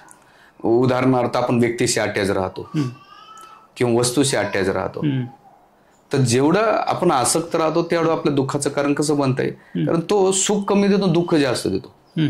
एक उदाहरण देतो तुम्हाला. समजा जसं मी खेडेगावचा माणूस आहे, तर आमच्या गावात बैल मोस्टली काय करतात, शेतकरी दर वर्षाला एखादा बैल जर काम करत नसेल ना तर तो काय करतो, बाजारामध्ये विकतो, भले गावातच विकून टाकतो.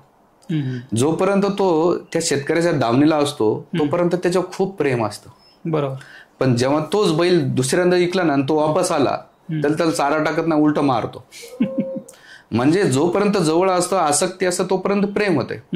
पण जेव्हा तो त्याच्यापासून दूर गेला, त्याला विकलं, तर त्याची आसक्ती राहत नाही, प्रेम पण राहत नाही.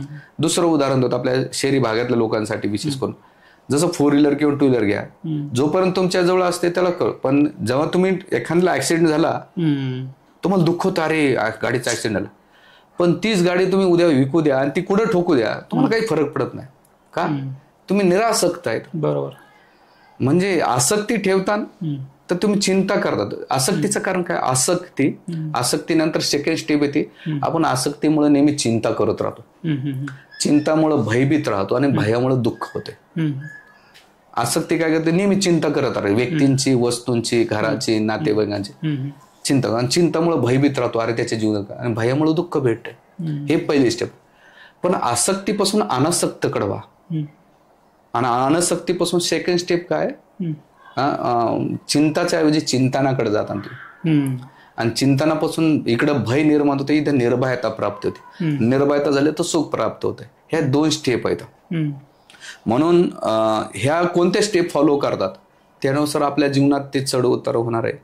आसक्ती ठेवली तर दुःख आहे, अनासक्त ठेवलं. आता तुम्हाला अनासक्त कसं, जसं लोटस असतंय ते चिखलात राहते, पण चिखलात राहून सुद्धा त्याला स्पर्श होऊ देत नाही. तुम्ही आळूचं पान बघितलं असेल, आपल्याकडे वड्या बनवतात, त्याच्या पाणी किती टाका, त्याला त्याचं पाणी ते वेगळं राहतं. तसंच व्यक्तीनं संसारात राहा, त्याच्या ड्युट्यात एक पुरुष आहे, त्याची ड्युटी आहे, त्याचा रोल आणि गोल. रोल काय? पिता आहे तर मुलांची काळजी, पती आहे तर पत्नीची काळजी, एक मुलगा आहे तर आई वडिलांची. ते रोल निभावत असताना ते रोल चांगले प्रॉपर निभावायचे. एक साधं उदाहरण देतो. आई एखादं चांगली कुकिंग करते पण सायमल्टेनियसली बाळाकडे लक्ष ठेवते. तसं तुम्ही तुमचे ग्रह कार्य करा, पण त्यांच्याशी आसक्त राहू नका. हा, मग ती कोणती व्यक्ती असतो, वस्तू असो. आणि हेच माणसाला काय करते? दुःख देण्याचं काम करतो. निरासक्त राहणे म्हणजे काय? जसं कमळ चिखलात राहून सुद्धा ते परशेव देत नाही, त्याचं संसारात राहा पण आसक्त नका ठेवू. ते हँडवर्क करण्याची मेंटॅलिटी ठेवली पाहिजे. आपण 40-45 झाल्यानंतर बाबा घराचा मालक नाही का मुलगा आहे. एका लेडीजनं एका स्त्रीने विचार केला पाहिजे सून भाऊ ही मालकी नाही, चला बाबा. याचा अर्थ घरदार छोडो हरिद्वार चलो नाही, संसार राहता. पण प्रत्येक गोष्टीमध्ये इंटरफेअर करू नका. प्रॉब्लेम्स कधी होतात, आसक्ती असल्या माणूस जास्त इंटरफेअर करतो. निरासक्त असलं ना, हा बाबा आज तुझं आणि उद्या तुझंच आहे, आम्ही आतापर्यंत केलं याच्या पुढे तू कर. मग त्या आसक्तीमुळे इंटरफेअर करतो आणि इंटरफेअर केले रिलेशन खराब होतात. आजकालच्या नवीन जनरेशनला, कारण प्रत्येकाची विचारशैली वेगळे, वागण्याची पद्धत, खानपान, प्रत्येकाचे वेगवेगळे संस्कार असतात. तो येतो गडबड होऊन जातो. माणसाने निरासक्त राहिलं पाहिजे. एक आमचे वरिष्ठ सांगतात, साधू बनण्याची गरज नाही, साधू सारखे विचार करा. Think like monk. साधू म्हणजे कपडे घातल्यानं साधू होतो असं नाही. साधू म्हणजे साधू सारखे विचार राहिला त्याला निरासक्त म्हणतात. नाही तर एखादा साधूचे कपडे घातले ना आसक्ती ठेवली तर तो दुःखाचं कारण. तर थिंक लाईक मंक करा, म्हणजे साधू सारखे विचार करून जीवन जगलं पाहिजे. असं मी वाचलं होतं प्रभूजी की काम, क्रोध आणि मोह हे नरकाचे द्वार आहे. हो, वरच्यावर तर त्याचा एक बेसिक अर्थ लक्षात येतो, पण थोडंसं एक्सप्लेन करू शकाल, म्हणजे एक्झॅक्टली कसं? भगवद्गीतेमध्ये भगवंत स्वतः अर्जुना म्हणतात की काम, क्रोध हे नरकाचे द्वार आहेत. कसे येतात? काम म्हणजे लस्ट. दोन अर्थ निघतात आचार्य जसं सांगतात. पहिला अर्थ म्हणजे एवढ्या अपेक्षा, अवेढवी इच्छा ठेवणं हे कामाचं स्वरूप आहे. आणि मग त्यामुळे काय करतो मनुष्य, ती काम इच्छा पूर्ण करण्यासाठी नाना प्रकारचे यत्न करून तो पैसा, वस्तू तो करत राहतो. आणि मग जेव्हा तुम्ही ह्या गोष्ट इच्छा पूर्ण करण्यासाठी वाम मार्गाचा मार्ग अवलंब करतात, ते नरकाचं द्वार होऊ शकते. म्हणजे तर परिवारात तुम्हाला दुःख भेटते. नरक म्हणजे तो नरक नव्हे, तर तुम्हाला जिवंत असताना सुद्धा त्याच्या वेदना भोगाव्या लागतात. हे काम. आणि कामाचा दुसरा इच्छा आहे का लस्ट, काम वासना, जसं स्त्री पुरुषाचं आकर्षण. तर ते सुद्धा आजकाल जेवढे तुम्ही आज सोशल मीडियामध्ये बघतायत की कितीतरी एक्स्ट्रा अफेअर मॅरेज चालू येतं. याची बायको याच्यासोबत, हिचा नवरा याच्यासोबत आहे, कॉलेजमध्ये गर्लफ्रेंड, लिव्हिंग रिलेशनमध्ये. ती मुस्कानचा केस ऐकले असेल किंवा त्या सूर्यवंशीची तुम्ही केस ऐकल्या ना, इंदोरची. हे कशाचे परिणाम आहेत? नरकाचे द्वार आहेत ना. की तुम्हाला इंद्रिय भोग, लस्ट, एवढा इंद्रिय तृप्तीच्या प्रती एवढी लालसा आहे की तुम्ही एकोणेकाचा जीव घेतात राहा. आणि आज तुम्ही कॉर्पोरेट क्षेत्रामध्ये जाता, कोणत्याही क्षेत्रामध्ये जा, कॉलेजच्या आजकाल 6वी-7वी मुलांना बॉयफ्रेंड, गर्लफ्रेंड लागते. कॉलेजमध्ये तेच वातावरण, सगळीकडे तो एवढा प्रकार वाढलेला आहे. तर इंद्रियामुळे त्याचं नुकसान होत आहे. लोक जीवांशी एकोणेकाला मारू राहिले. मी विचार कधी, मी असंच बसलो होतो, मला प्राणी आपल्यापेक्षा चांगले आहेत, ते कोणाला जीव तरी मारत नाहीत, त्यांच्यामध्ये ते आहे.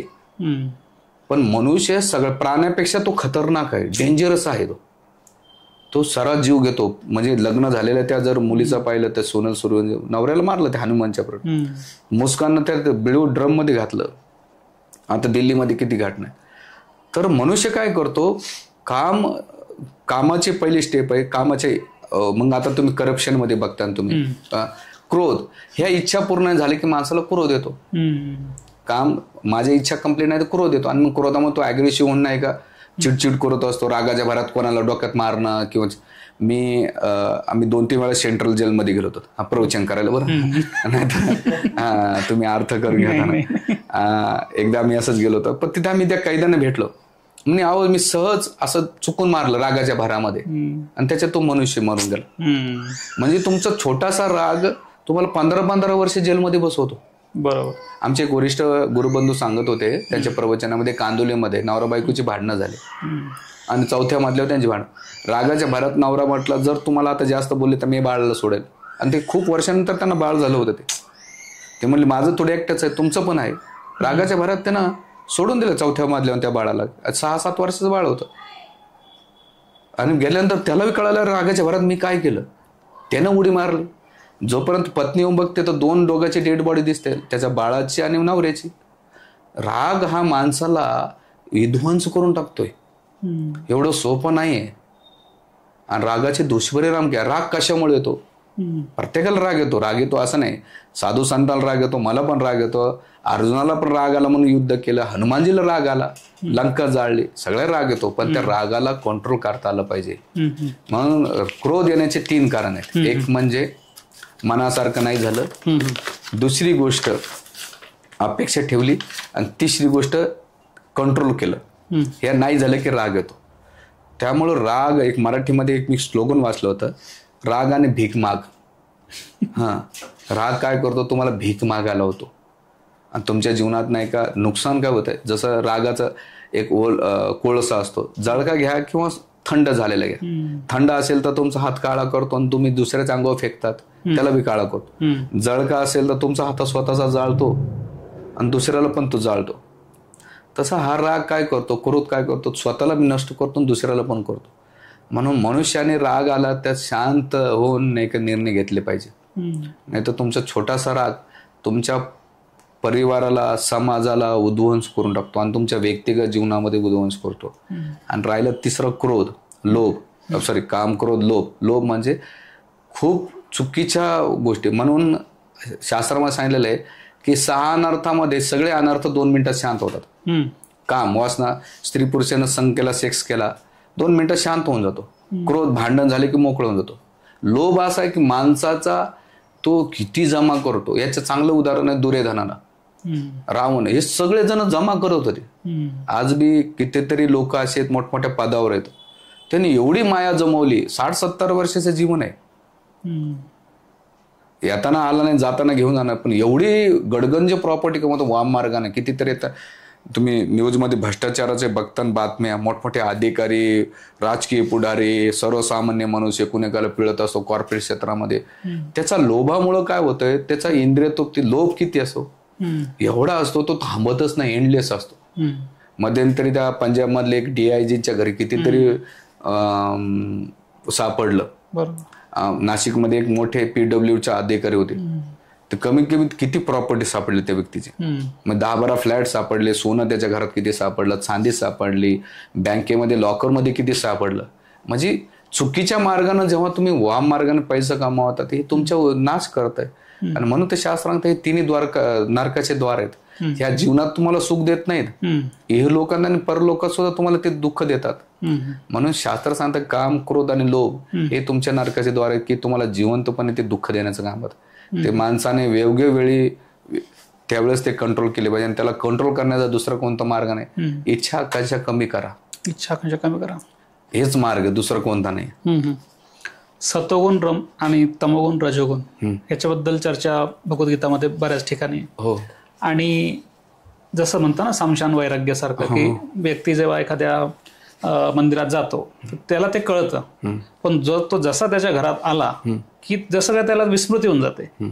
आणि तमोगुण, रजोगुण, सतोगुण म्हणजे दिवसभरामध्ये तो कितीतरी मिक्सिंग करत असतो, कधी याच्यात कधी त्याच्यात. तर सामान्य माणसाला कळेल अशा शब्दामध्ये तमोगुणचे थोडंसं वर्णन करा, की तमोगुणचा व्यक्ती नेमका कसा समजू शकतो आपण, रजोगुणचा व्यक्ती कसा समजू शकतो, सांगा थोडंसं. तमोगुणाचा व्यक्ती म्हणजे आळशी असतो, पहिली गोष्ट. निद्रा असतो आणि त्याच्या जीवनात उच्च ध्येय काहीच नसतं. तो आग लगे बस्ती में बाबा अपने मस्ती में, त्याला तुम्ही काही सांगा, एक साध्या भाषेचा बधीर छाप माणूस तमोगुण तामसिक. त्याच्या जीवनामध्ये काही नसतो, तो आळशी निद्रामध्ये असतो आणि तो नशापान करणारा किंवा याभिचार करणार हे त्याचं लक्षण आहे. तर तो त्याच्या जीवनामध्ये काय नाही, तो आपल्या याच्यात असतो, हे तामसिक. रासिक म्हणजे तो नेहमी अग्रेसिव्ह मोडमध्ये असतो. त्याच्या जीवनात 2 असतात, पैसा, पूजा, लाभ, प्रतिष्ठा आणि पैसा, आणि काम, वासना. पैसा कसा कमवायचा, आणि त्या पैशामुळं मला घरगाळ घ्यायची, बंगला घ्यायचा, गाडी घ्यायची, मान सन्मान कमवायचा, मग नाव झालं पाहिजे, माझं फेमस झालं पाहिजे, हे रजगुणाचं लक्षण. मग तो त्यासाठी काही करेल. यासाठी रावणाचं उदाहरण आहे. आणि तमोगुणाचं उदाहरण आहे कुंभकर्ण. कुंभकर्ण हा झोपलेला असायचा, बरोबर, खायचा आणि झोपायचा, हा तमो. रजगुण म्हणजे रावण, म्हणजे त्याच्याकडे सोन्याची लंका होती पण तरी दुसऱ्याचं लबडून आणायचं, माझंच आहे पण तुमचं पण माझंच आहे, हे रावणाची प्रवृत्ती. आणि दुसरं म्हणजे स्त्रियांचा भोग करणे. त्याची वासना कधी थांबत नाही. तो रस्त्यानं जाताना कोणाला चांगल्या दृष्टिकोनातून बघू शकत नाही. म्हणजे दिवसा पैसा कमवण्यामध्ये, रात्री मैथून करण्यामध्ये त्याचा वेळ जात असतो. हे राशीत लग आणि हे रावणाचं वृत्ती आहे. तिसरं आहे सत्वगुणाचं म्हणजे बिभीषण. तो सोबत कोणाच्या राहतो, दोघा भावासोबत राहतो, पण तो धार्मिक विचार करतो. म्हणजे त्याचं जसं तामसिक व्यक्तीचं खाणं काय शिळपात, रासिक म्हणजे तिखट झणझणीत, कपडे पण याचे तमोगुणाच्या व्यक्तीचे कपडे कसे भडक थडक लाल निळे हे, राशिक पण असेच घालणार. त्याचं आता डेड म्युझिक ऐकत असतो तामसिक. तुम्ही आता बिअर बारमध्ये जाता लाईट बंद करतात ते तामसिक असतं. रजोगुण म्हणजे जोपर्यंत कानेचे पडदे फिटत नाही, जसं डीजे अजून बँजो पार्टी असते, हे रजोगुणाचं असतं. सत्वगुणाचं बघा, तो ऐकताना सकाळी सगळ्यानंतर तो शास्त्रीय संगीत ऐकणार, भजन ऐकणार, त्याचा आहार विहार सत्वगुणात असणार आहे, त्याचे कपडे पण सत्वगुणात असते, त्याची बोलण्या वागण्यामध्ये पण सत्वगुणाचा असतो, तो कोणाला दुखवत नाही. तामसिक राशिकवाले विचार करतच नाही, दनादन बोलतात, खाणं पिणं. आणि सत्वगुणाचा व्यक्तीचा आणखीन एक लक्षण आहे, तो आपल्यामुळं कोणाला त्रास होणार नाही, कोणाचा आपल्याला त्रास होणार नाही ह्या भावनेत राहत असतो. आणि तो सगळीकडे राहतो पण स्वतःला अलिप्त ठेवण्याचं काम करतो. म्हणून बिभीषण हे लंकेत राहिले पण त्यांचं चित्त नेहमी धर्माच्या वृत्तीमध्ये राहिलं, चांगल्या गोष्टी सोबत राहिले. हे एकाच परिवारामध्ये 3 भाऊ होते पण 3 गुणाचे 3 व्यक्ती होते. म्हणून आपण जेव्हा कधी बघितलं, आपण स्वतःला हे आता तुम्ही कोणाच्या संघात राहतात हे तुमची डेस्टिनी ठरते. तुम्ही चांगल्या लोकात राहिले तर तुम्ही चांगले गुण आत्मसात करतात. एक मराठीमध्ये म्हणे ना, ढवळ्या शेजारी पवळ्या बांधला वाण नाही तर गुण लागला.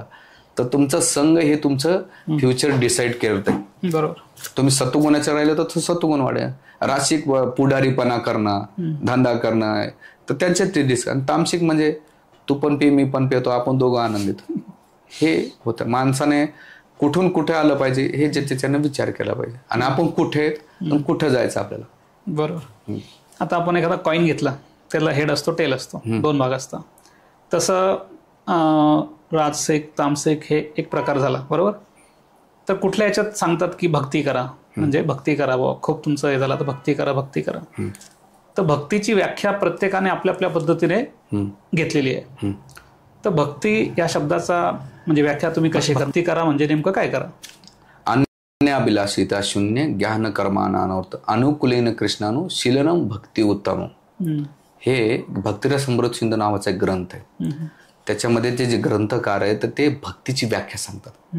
अनुकूलेन, जे अनुकूल आहे, प्रतिकूल आणि अनुकूल, जे प्रतिकूल गोष्टीचा त्याग करणं आणि अनुकूल गोष्टी आहेत. अनुकूल्य संकल्प, प्रतिकूल्यश वर्जन, जे प्रतिकूल.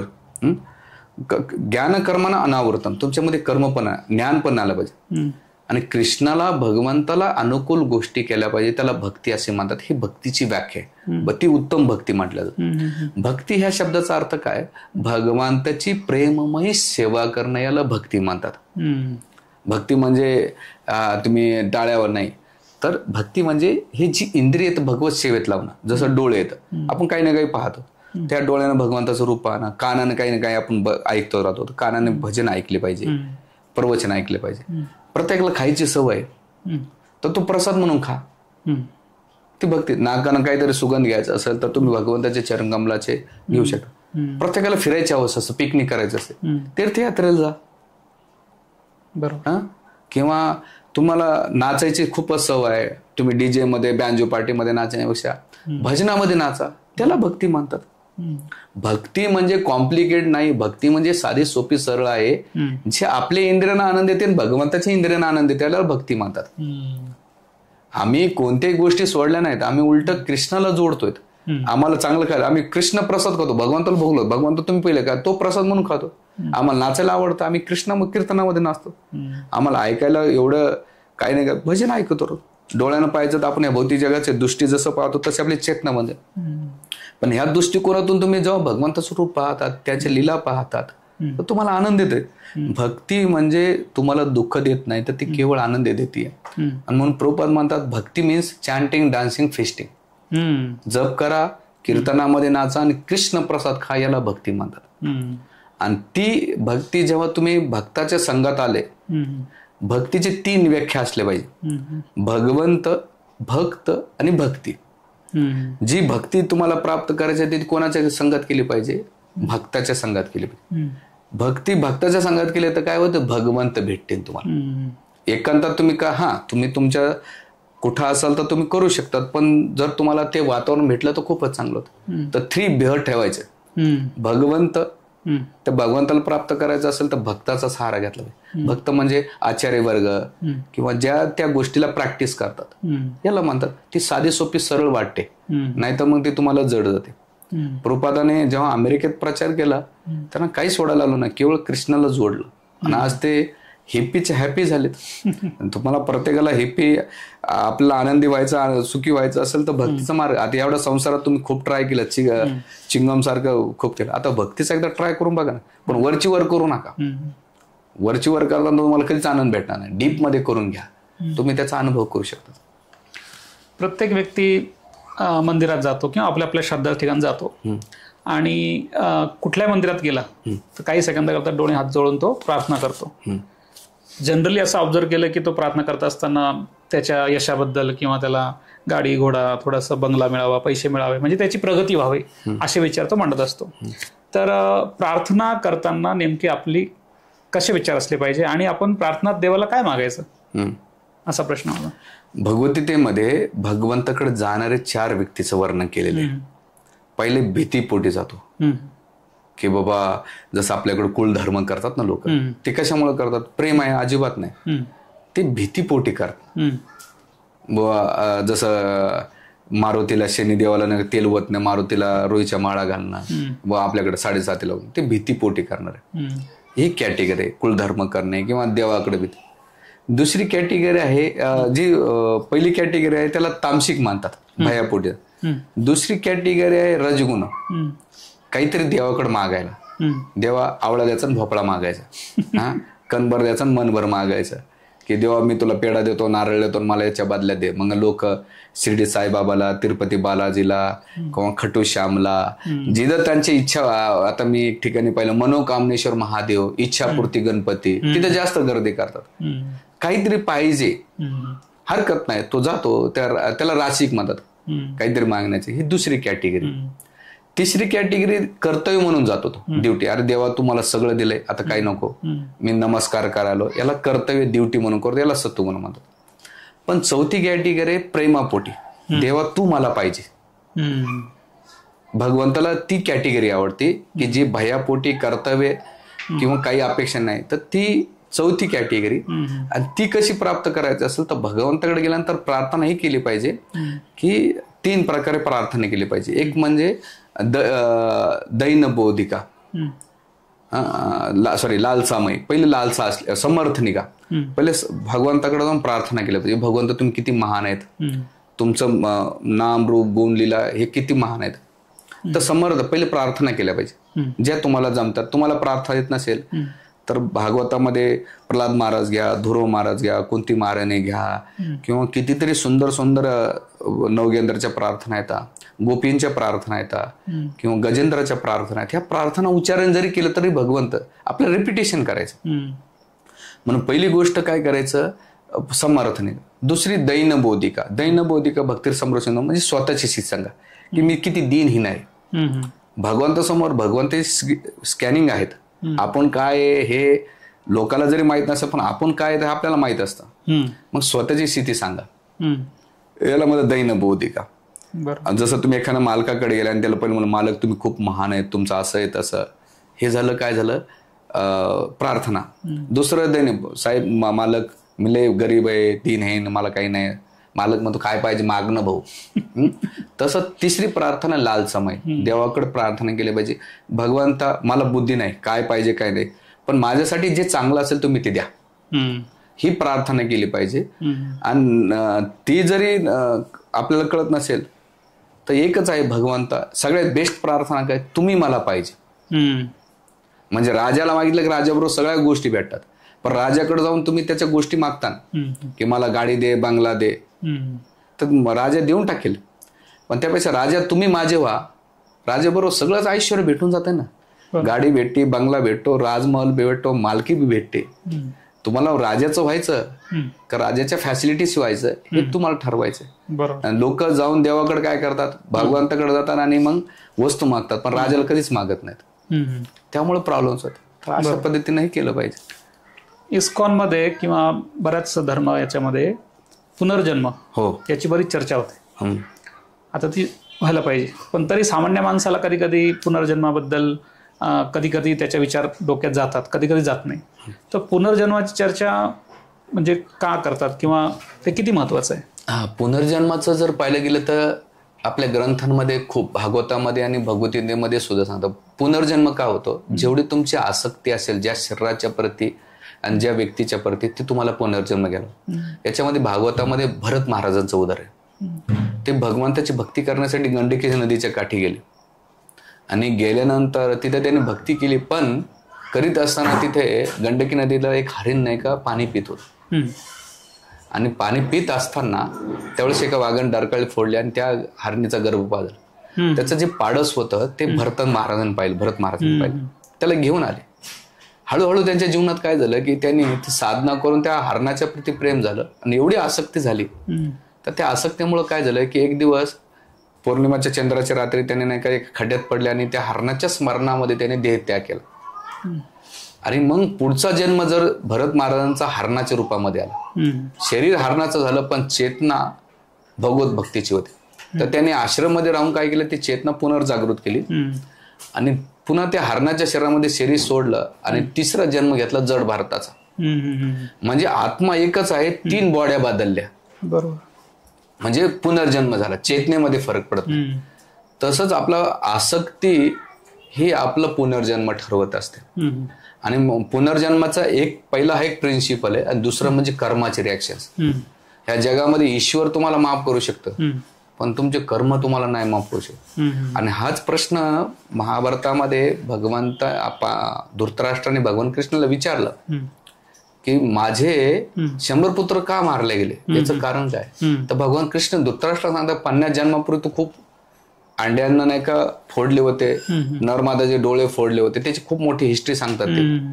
आणि त्या 50 जन्मानंतर तुला पुण्य प्राप्त करून हे 100 पुत्र जन्माला आले आणि त्यांना पोषण करण्यासाठी, हे ऐश्वर्य प्राप्त करण्यासाठी 25 जन्म पुन्हा तपस्या करला. बरोबर, म्हणजे 50 जन्मापूर्वीचं जे त्याने जे काही कर्म केले ते पुनर्जन्म घेऊन पुन्हा त्याला फेडावं लागले. म्हणून या जगामध्ये तुम्ही किती मोठे असाल, काही असेल, ईश्वर एकदा माफ करेल पण कर्म कोणाला माफ करत नाही. मग त्यासाठी कर्माचा जो प्रिन्सिपल आहे हे प्रत्येकाने प्रामुख्याने समजला पाहिजे आणि चांगले कर्म केले पाहिजे. आणि दुसरं पुनर्जन्म हे आहे, हे भागवतामध्ये एक नाही तर असे कितीतरी उदाहरण आहेत की त्यांनी पुनर्जन्म, जसं चित्रकेतू महाराजाच्या प्रसंगामध्ये हर्षयोग नावाचा बाळ आहे, तो जेव्हा सांगतो माझे कितीतरी जन्म झाले, कितीतरी माता पिता झाले, आणि तुम्ही कोणत्या जन्मातल्या माता पित्याची गोष्ट, म्हणजे याचा अर्थ काय, त्याने कितीतरी जन्म घेतले होते. बरोबर, सुखदेव गोस्वामी त्याच्यात क्लिअर करतात. भागवतामध्ये आणखीन शिखंडीचं उदाहरण घेत आहे. मागच्या जन्मामध्ये ते आंबा होती पण ती पुढे शिखंडी झाली तिनं. म्हणजे शास्त्रामध्ये पुनर्जन्माची अशी कितीतरी उदाहरणं येतात की त्याने नाही का ते देहत्याग करून पुन्हा अध्यात्म केलं किंवा त्यांना रिॲक्शन बघवलं. आणि आजकाल तुम्ही मीडियामध्ये जाता, न्यूज चॅनलला बघता, तर पुनर्जन्माच्या कितीतरी घटना तुम्हाला पाहायला भेटतात. तर माणसाने आपले कर्म चांगले केले पाहिजे, चांगलं जीवन जगलं पाहिजे. आणि पुनर्जन्म होऊ नये याच्यासाठी एकच आहे की वैकुंठ धाम प्राप्त केलं, भगवंताची भक्ती केली, पुनर्जन्म होत नाही. बरोबर. भगवद्गीतामध्ये 700 श्लोक आहे, नक्कीच प्रत्येकाने वाचले पाहिजे. असं बघितलं जातं की भगवद्गीताचा म्हणजे डिसेंबर महिन्यात बराच प्रचार असतो, तर लोक भगवद्गीता घेतात, घरात ठेवतात, तुम्ही सांगितल्याप्रमाणे कपड्यात गुंडाळून ठेवून देतात. तर 700 श्लोक एखाद्या व्यक्तीला वाचणं थोडंसं त्याला कधी जड वाटतं, तो कधीतरी ओपन करतो, 1-2 वाचतो श्लोक. तर मला असं विचारायचं आहे की एका ग्रहस्थासाठी कुठलेही असे कोणते 3 श्लोक आहे तुमच्या हिशोबाने की जे एका ग्रहस्थाला कमीत कमी त्याचा जर त्याने भाव घेतला, बोध घेतला, तर थोडंसं त्याला भगवद्गीता पूर्ण वाचून तर होणार नाही, पण त्याला थोडासा त्यातला अर्थ चांगला कळेल बा असं. तुम्हाला ह्या जगामध्ये शॉर्टकट काहीच नाही. बरोबर, तुम्ही प्रत्येक ठिकाणी शॉर्टकट बघता तर जीवन शॉर्टकट मध्ये, संसारातल्या गोष्टी तुम्हाला शॉर्टकटनं भेटू शकतात पण एवढं नाही, पण अध्यात्मामध्ये शॉर्टकट नाही चालत. बरोबर, तुम्ही म्हणत असाल ते 3 भगवंतान मग 3च श्लोक मला सांगितले असते. 700 श्लोक महत्वाचे आहेत, 18 अध्याय पण महत्वाचे, पण तरी पण जर आपल्या कलियुगात लोकांसाठी जर पाहिले असेल तर गीतेचा 10वा अध्यायातला 8, 9, 10 आणि 11 हे 4 श्लोक भगवद्गीतेचा सार आहे. पहिला श्लोक आहे, भगवंत म्हणतात अहम सर्वस्य प्रभव मत सर्व प्रवर्तते इति मत्वा भजन्ते माम बुधा भाव समत्वा. जर त्याने सार समजला पाहिजे की ह्या जगातलं भौतिक काही सगळं माझ्यापासून निर्माण झालेलं आहे, मग त्याला कसं प्राप्त करायचं तर भगवंत पुढच्या श्लोकामध्ये सांगतात, मत चित्ता मदगत प्राणा बोधयंत परस्परम कथयंते माम नित्यम तुष्यंती च रमंती च. म्हणजे पहिल्या श्लोकामध्ये भगवंत सर्वच यावं असं सांगतात. काय की ह्या जगातला मी सगळं काही कार्य करत आहे. याला चतुर्श्लोकी भगवद्गीता म्हटल्या जाते. अच्छा. गीतेचा 10वा अध्याय श्लोक नंबर 8, 9, 10 आणि 11. तर दुसऱ्या श्लोकामध्ये प्राप्त करायचं असेल तर भगवंत काय म्हणतात, त्याचं चित मत चित्ता मदगत प्राणा, त्याच्या चित आणि प्राण माझ्या मुलाला. आणि जेव्हा तो एक कथयंत, तो कथामध्ये रमण झाला पाहिजे. कथयंत मामने तो क्षंत रमण झाला पाहिजे या जगामध्ये. आणि तिसऱ्यामध्ये भगवंत म्हणतात की जर तुला हे कळालं तर तिसरा श्लोक आहे, भगवंत म्हणतात तेशाम सत्यदिक्ताना भजता प्रतिपूरकम ददामी बुद्धियोगम तम येन मामुपयांती ते. की अर्जुना सतत जर माझ्या युक्त झाला, माझ्या भक्तीमध्ये झाला, तेशाम युक्ताना भजता ह्या शब्दाचा अर्थ भजन करणं. प्रीतीपूर्वक, प्रीती म्हणजे प्रेमानं, बळजबरी नाही की यार मी सांगतोय करतोय किंवा जीवावर आलंय बाबा माळा जपत नाही, प्रीतीपूर्वक. मग भगवंत म्हणतात दादा मी बुद्धियोगम, मी अशी बुद्धी प्रदान करतो येन मामुपयांती, तो माझ्या भगवत धामात येऊ शकतो. हे 3 श्लोक असे आहेत. आणि 4थ्या श्लोकामध्ये भगवंत नाश्यामी आत्मभावस्तो ज्ञान दीपेन भासता, त्याच्या हृदय मी काय करतो की त्याच्या हृदयामध्ये ज्ञान प्रकाशित करतो. हे 4 श्लोक जर डीप मध्ये समजले, याला चतुर्श्लोकी भगवद्गीता म्हटल्या जाते. आणि याचा सारांश बघायचा असेल ह्या गीतेचा, बाबा तुम्हाला 700 श्लोक नाही तर 699 श्लोक सोडून द्या, एक श्लोक चांगला आहे, तो म्हणजे भगवंत म्हणतात फायनल अल्टिमेट गोल श्लोक म्हणजे सर्व धर्मान परित्यज्य मामेकम शरणं व्रज अहम त्वं सर्व पापेहो मोक्षामी मा शुच. तू सर्व धर्माचा त्याग कर, मला शरण ये, मी तुला सर्व पापातून मुक्त करतो, भयभीत होऊ नकोस. हे जर श्लोक समजला तर तुम्हाला सगळी गीता समजलेली आहे. पण तो श्लोक समजायला खूप डीप मध्ये जावं लागणार आहे. वरची वर पाठांतर झालं बाबा मला हा, भगवंत म्हणतात की तुम्हाला शरणागती, मी तुझ्या जीवनातले सगळे भूतातले वर्तमाने भविष्यातले सगळे पाप जळून भस्मसात करतो. माम एक, माझे शिकून नाही. अहम त्वं सर्व, अर्जुनाला म्हणतात अरे तू काही चिंता करू नको. तर हे 4 जरी श्लोक समजले गीतेचा चतुर्श्लोकी भगवद्गीता 10वा अध्याय श्लोक नंबर 8, 9, 10 आणि 11 हे 4 श्लोक. आणि तो शेवटचा श्लोक. तसे सगळे श्लोक महत्वाचे, पण तुम्ही जो प्रश्न विचारलाय हे दिलेलं आहे. आणि मला तर एकच वाटतं की बाबा मनुष्याने जर त्याने ठरवलं आपला UPSC किंवा UPSC असो किंवा MPSC असो क्रॅक करायचं असेल तर मनुष्य किती मोठे मोठे पुस्तक वाचतो. का तुम्हाला एक डिग्री कदाचित येतात, खूप वेळा लोक फेलियर पण होतात पण वाचतात ना. तसं गीता भगवत प्राप्ती करायचं असेल तर तुम्हाला ते गीताकडे पाहू नका. मी म्हणतो थेंबे थेंबे तळे साचे. तर रोजचं तुम्ही 10 मिनिटं 5 मिनिटं सोडून द्या. मी 5 मिनिटं 3 मिनिटं तुमच्या 24 तासामध्ये 3 मिनिटं रोजचं एक जरी पान वाचलं तर तुमचे 365 दिवस असतात. तर तुमचे 365 श्लोक अर्ध भगवद्गीता तुमची वाचून होऊन जाते. बरोबर. तुमच्या जीवनात एकदा आपण स्वतःला, आणि गीता ही तुमच्या जीवनाचं मॅन्युअल बुक आहे, त्याच्यामध्ये तुमच्या सगळ्या प्रश्नाची उत्तर आहेत. पण दुर्दैव असं आहे भारतीय लोकांचं की ते कोणी ग्रंथ वाचत नाही. म्हणून आपण संस्कार बघा कार विकत घेऊ शकतो पण संस्कार विकत नाही घेऊ शकत. आणि ते संस्कार आपण जर ते अध्यात्माला फॉलो केलं तर पुढच्या पिढीला देऊ शकतात. आणि पुढची पिढी चांगली घडली तर समाज घडेल, परिवार घडेल, संस्कृती घडेल. बरोबर. संस्कार हे घरातून होतात, ते बाहेर संस्कार केंद्रामध्ये टाकून होत नाहीत किंवा संस्कार नावाच्या ढाच्यामध्ये भरले म्हणून होत नाही. तर संस्कार हे घरापासून मातापितापासून सुरू होतात. म्हणून ज्यांचे मातापिता धार्मिक आहेत, बऱ्याच लोक आम्ही मंदिरात पाहतो की लोक मुलांना संस्कार द्यायला इच्छुक आहेत पण स्वतःला कोणी नाही. म्हणून सुरुवात आपल्यापासून करायची. जग नाही बदलणार, लोकांना नका सांगू, स्वतःपासून सुरुवात करा. आणि गीतेसारखा ग्रंथ नाही, बोर जरी झाले, आवडत नसेल तरी वाचा. पेपर वाचतो, मीडियामध्ये 2-2 घंटे आपण घालतोय, तर त्यावेळेस आपण एक ग्रंथ वाचला तर काय, आणि जीवनाच्या मूर्तीच्या पहिले ते वाचलंच पाहिजे. प्रभूजी एक वेगळा प्रश्न थोडासा. हा विचारा ना. आणि बराच वेळा प्रश्न येतो. प्रश्न असा आहे की एक व्यक्ती आहे, त्याला भगवद्गीता वाचायची इच्छा झाली, त्याला ते कळायला लागली, भक्तीमध्ये तो खूप प्रयत्न करायला अग्रसर झाला, आणि त्याने काय ठरवलं की आता मी आपल्या बाकीच्या गोष्टी थोडं त्याग करणार, एकटा राहणार, शांत राहणार, देवाची भक्ती करणार, माळ, म्हणजे या सर्व गोष्टी तो करणार.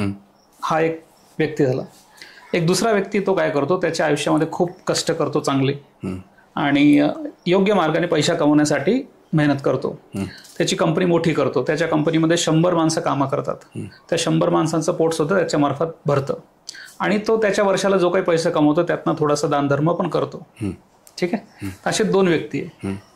तर या दोघांपैकी श्रेष्ठ कोणाला धरायचं? याच्यामध्ये श्रेष्ठ कानिष्ठ करण्यापेक्षा त्यांच्या लेवलला ते कार्य करतायत त्या दोघांना अप्रिशिएट करायचं. आपण एखादा त्याच्याकडे ज्याची कुवत आहे तो दान धर्म करतो ती काही मोठी गोष्ट नाही, पण ज्याच्याकडे काही नसून तो काहीतरी करतो हे अप्रिशिएट करण्यासारखं. म्हणून सगळ्यात महत्वाचं आहे की हे फिल्ट्रेशन आपण नाही लावू शकत. बरोबर. ती ईश्वर आणि त्या व्यक्तींमधला तो संबंध आहे. म्हणून ज्याच्या लेवलला जी कॅपॅसिटी आहे, त्याच्या शारीरिक लेवलला, मानसिक लेवलला, आर्थिक लेवलला, सामाजिक लेवलला, ज्याचं काही ते वजन आहे त्या लेवलला त्याने ते काहीतरी केलं तरी भगवंताला तेवढंच तो प्रिय. म्हणजे भगवंताला सुदामा गरीब सुदाम आणि पांडव श्रीमंत तेवढेच दोघं प्रिय होते. असं नाही की बाबा श्रीमंतच भक्त मला प्रिय आहेत आणि सुदामा सारा गरीब भक्त नाही आहे, किंवा सुदामा माळी भागवताच्या दशम स्कंदामध्ये दिल्या, किंवा कुब्जा ती चंदन अर्पण करीत होती. म्हणजे भगवंताला भक्त कोणत्या भौतिक अवस्था ही महत्वाची नाही. भगवंताला त्यांना भक्ती प्रिय ना की बाह्य गोष्टी प्रिय आहेत. हे आपण समजलं पाहिजे. आणि भगवंत सगळ्या जीवांना सर्व भूतेषु, भगवंतामध्ये मी सगळ्यांना समान प्रेम करतो. मी कोणाचा द्वेष करत नाही, कोणाला मला प्रिय नाही, पण जो माझी भक्ती करतो तो मला अतिशय प्रिय. मग त्याचा वर्ण, भेद, रंग, जात, पंथ, धर्म काही बघत नाहीत. तो कोणा जातीचा, लिंग, स्त्री पुरुष आहे, काळा गोरा, ज्ञानी आज्ञे, भगवंताला काही महत्वाचं नाही. भगवंताला भक्तिप्रिय महत्वाची. बरोबर. जेवणामध्ये मीठ पाहिजे, प्रमाणात पाहिजे, जास्त नको कमी नको. गाडीमध्ये पेट्रोल पाहिजे, गाडी चालू शकत नाही. जगण्यासाठी पैसा पाहिजे. तर पैसा किती पाहिजे? आणि पैशाचं म्हणजे काय होतं ना, माणसं पैशाच्या मागे अशा विचाराने काम करायला चालू करतात की माझं घर गृहस्थीसाठी पैसा कमवणं गरजेचं आहे, पण ते मिठाप्रमाणे प्रमाण असतं तसं ते प्रमाण विसरून जातात की किती कमायला पाहिजे. मग त्याच्या मागे ते पळत जातात आणि त्यामुळे कुठेतरी मग तणाव निर्माण होतो.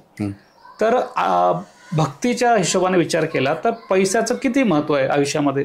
जसं तुमचंच उदाहरण, तुम्हाला जेवणामध्ये मीठ जास्त झालं तर ते खारट लागते. बरोबर. आणि कमी झालं तर आणलं लागतं. तसं जीवनामध्ये पैसा मिठासारखा असला पाहिजे. कसा असला पाहिजे तर पैशाचं एक प्रॉपर प्लॅनिंग असलं पाहिजे. आणि त्यासाठी तुम्हाला फायनान्शियल जो प्लॅनर असतो त्याच्याकडून तुम्ही केलं पाहिजे. कारण तुमचं जीवन सुखी समाधानी जगण्यासाठी विशेष करून 4 लेवलला तुम्ही अर्थाचं त्याला निवेश केला पाहिजे. एक म्हणजे तुम्हाला अन्न वस्त्र निवाऱ्यासाठी त्यासाठी पैसा. म्हणून रूप गोस्वामी पाहता त्यांच्या एक ग्रंथांमध्ये सांगतात ग्रस्ताच्या लेवलला 3 लेवलला त्यांना पैशाचे डिवाइड केलं पाहिजे. उदाहरणार्थ तुमच्याकडे 1 रुपया आहे तर 1 रुपयामध्ये त्याने काय केलं पाहिजे, 50% जे आहेत 50 पैसे ते फ्युचर इन्व्हेस्टमेंटसाठी ठेवले पाहिजे. 25% त्याने घरातले अन्न वस्त्र हे केलं पाहिजे. राहिलं 25% त्याने मेडिकल आणि एज्युकेशनसाठी इन्व्हेस्टमेंट केली पाहिजे. म्हणजे त्या व्यक्तींना मेडिकलसाठी मेडिक्लेम काढणं, त्याच मेडिकल बरोबर त्या 25% मुलांच्या एज्युकेशनसाठी तेवढं असलं पाहिजे. आणि 25% जे आहे घरातल्या जे दैनंदिन, याचा नाही की उद्या कपडा पोटाला दोरी बांधायचे नाही, तर तिथे राहून तुमचा परिवार चांगला चालला पाहिजे. आणि 25-50% त्याच्यामध्ये असं पण म्हणतात की 10% तुम्ही धर्माला दिलं पाहिजे. आता धर्माला सांगणं म्हणजे लोकांना ते लय अवघड वाटते, ज्याचा त्याचा तो विषय आहे. पण 50% फ्युचरमध्ये इन्व्हेस्टमेंट याच्यासाठी असली पाहिजे की तुमच्या जीवनामध्ये उद्या तुमचा जॉब गेला, बिझनेस कोलॅप्स झाला, पण ती इन्व्हेस्टमेंट तुमचं जीवन स्टेबिलिटी आणू शकेल. मेडिकलमध्ये काही इश्यू झाला तर तुम्हाला ते काय करू शकेल, तुम्हाला ते हेल्प करेल. आणि मुलांच्या एज्युकेशनमुळे त्यांचं फ्युचर बनेल. अशा पद्धतीनं पैशाचं असलं पाहिजे. पण हे करीत असताना तुमचे ऐपत पाहून तुम्ही तुमची प्लॅनिंग केली पाहिजे. दुसरा खूप काही इन्व्हेस्टमेंट करेल, त्याचा सॅलरी तेवढा असेल, त्याच्या लेवलला त्याला करू द्या, त्याची तुलना करू नका. तुमच्या हे करीत असताना 4 गोष्टी बॅलन्स करायच्या. हा खूप महत्वाचा पॉइंट आहे. एक म्हणजे तुम्ही पैसा कमवताना तुम्ही स्वतःच्या तब्येतीची काळजी घेतली पाहिजे. नाहीतर तुम्ही मी एक पाहिले आमच्याकडे MR आहेत कंपनी 16 घंटे काम करतात. ते आज कुबड्यासारखं चालतात. तो माणूस नाही का रात्रभर ट्रॅव्हलिंग करतो, महाराष्ट्र, गोवा, आंध्रा, तो कंटिन्यू ट्रॅव्हल करतो. आता त्याला ते स्पँडोलिसचा प्रॉब्लेम झालेला आहे, पुन्हा आता बॅक पेनचा प्रॉब्लेम झालेला आहे. म्हणजे पैसा कमवणं मी विरोधात नाही आहे, पण तुम्ही स्वतःची तब्येतीची काळजी घ्यायला नाही, तो तुम्हाला उद्या तुम्हाला स्वतःलाच भोगावं लागणार. दुसरं सेकंड थिंग, एक तर तब्येतीची काळजी घेतली. सेकंड थिंग, मुलं परिवाराला वेळ दिला पाहिजे. की तुम्ही ज्यांच्यासाठी करताय तुम्ही त्यांच्यामध्ये तुमची बॉन्डिंग आहे, पत्नी, मुलं, आई वडील, बहीण भावंड, त्यांच्यात तुम्ही तुमचा किती वेळ घालतात. तुम्ही अतिरेक करतात पण तुमच्या रिलेशनमध्ये तुम्ही व्हॅल्यू देत नाहीत, हे असलं पाहिजे. तिसरी गोष्ट, एक काळानंतर मनाला स्टेबिलिटी आली पाहिजे की बस यार, तुम्ही पैसा कमवणे स्वतःला एवढं ट्रेस होतं. आणि ट्रेसमुळे काय होतं, आजकाल कितीतरी ब्रेन हॅमरेज होऊ राहिले ट्रेसमुळे, हार्ट अटॅक होऊ राहिलेत. मध्यंतरी क्रॉम्प्टन यूजमध्ये जस्ट 1 महिन्यापूर्वी 35 वर्षाचा मुलगा कॅन्टीनमध्ये जेवला, ऑफिसमधलं एवढं ट्रेस होतं त्याला, तो ऑन द स्पॉट गेला. म्हणजे तुम्ही स्वतःच्या तब्येतीला काळजी घेत नाहीत, परिवाराला वेळ देत नाही ना. बरं तुम्ही सगळं केलं आणि तुमच्या जीवनातल्या ह्याच गोष्टी निघून गेल्या तर काय उपयोग आहे. आणि चौथी गोष्ट म्हणजे की तुम्ही स्वतःला जगण्यासाठी वेळ काढला पाहिजे. एक मानसिक टिप असते की पहिली वेळ असते की आपल्याला त्याला एन्जॉय करायचं असतो पण पैसा वेळ नसतो. सेकंड स्टेप येते, पैसा येतो पण वेळ नसते. पण तिसरी स्टेप येते, पैसा बी असतो, वेळ बी असते, पण शरीर साथ देत नाही. बरोबर.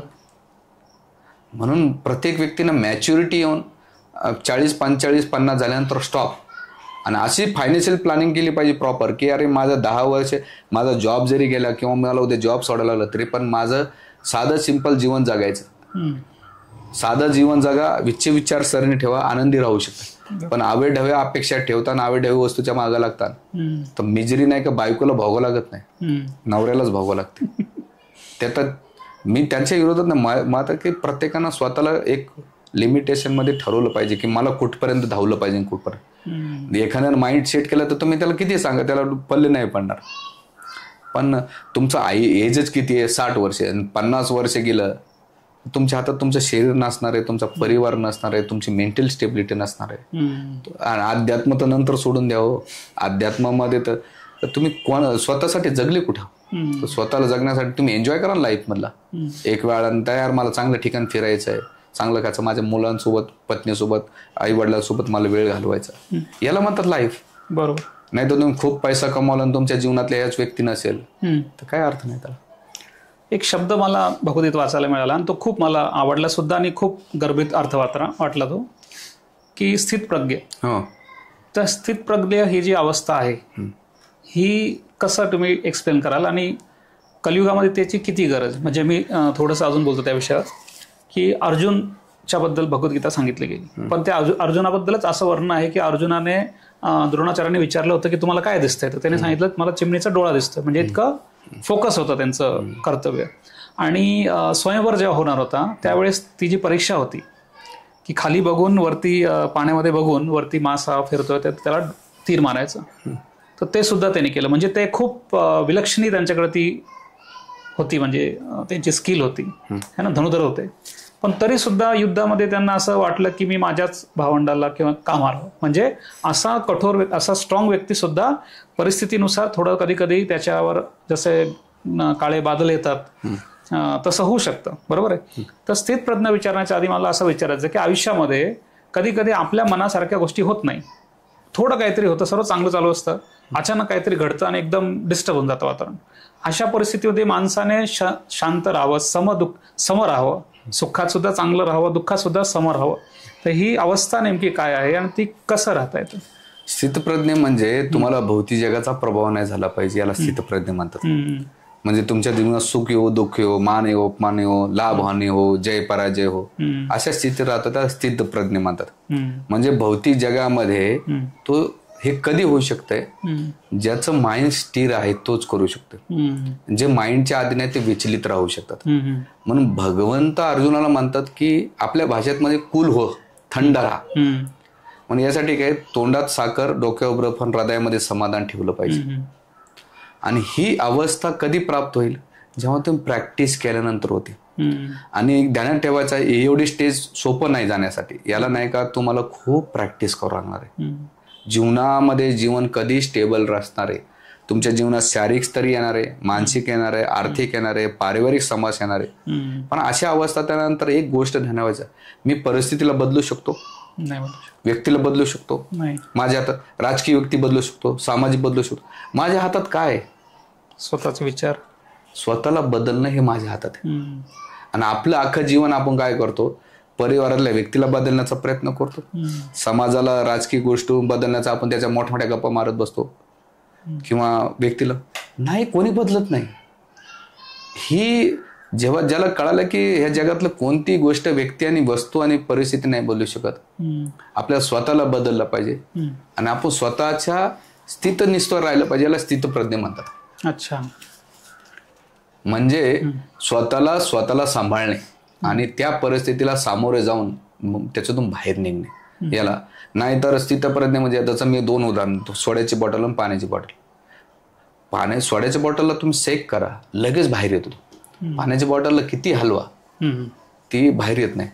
तसं काही लोक त्या सोड्याच्या बॉटलसारखं थोडेसे जरी झाले की लगेच बाहेर येतात. स्थितप्रज्ञ व्यक्ती त्याच्या जीवनामध्ये किती त्याला हे करा, तो स्थिर पाण्याच्या बॉटलसारखा तो बाहेर येत नाही. म्हणून आपल्याला आपल्या भाषेत सांगायचं, सोड्याची बॉटल बनायची का पाण्याची बॉटल बनायची हे प्रत्येक. घरामध्ये कोणी चिडलं, शांत राहा. ऑफिसमध्ये रिॲक्ट करू नका. रिॲक्ट केल्यानं काय होतं, बायको असो, मुलं असो, ऑफिसमध्ये बॉस असतो, किंवा आपण ज्यांच्यावर काम करतो संबंध, त्यांच्यावर आपण चिडचिड करतो. जाऊ द्या, नाही, काळ निघून गेल्यानंतर सगळ्या प्रॉब्लेमला एकच सोल्युशन आहे, टाइम जाऊ द्या, वेळ जाऊ द्या. वेळ निघून गेलं ना, कोणते दुःख आले, कोणत्या समस्या आल्या, तर लगेच रिॲक्ट करू नका.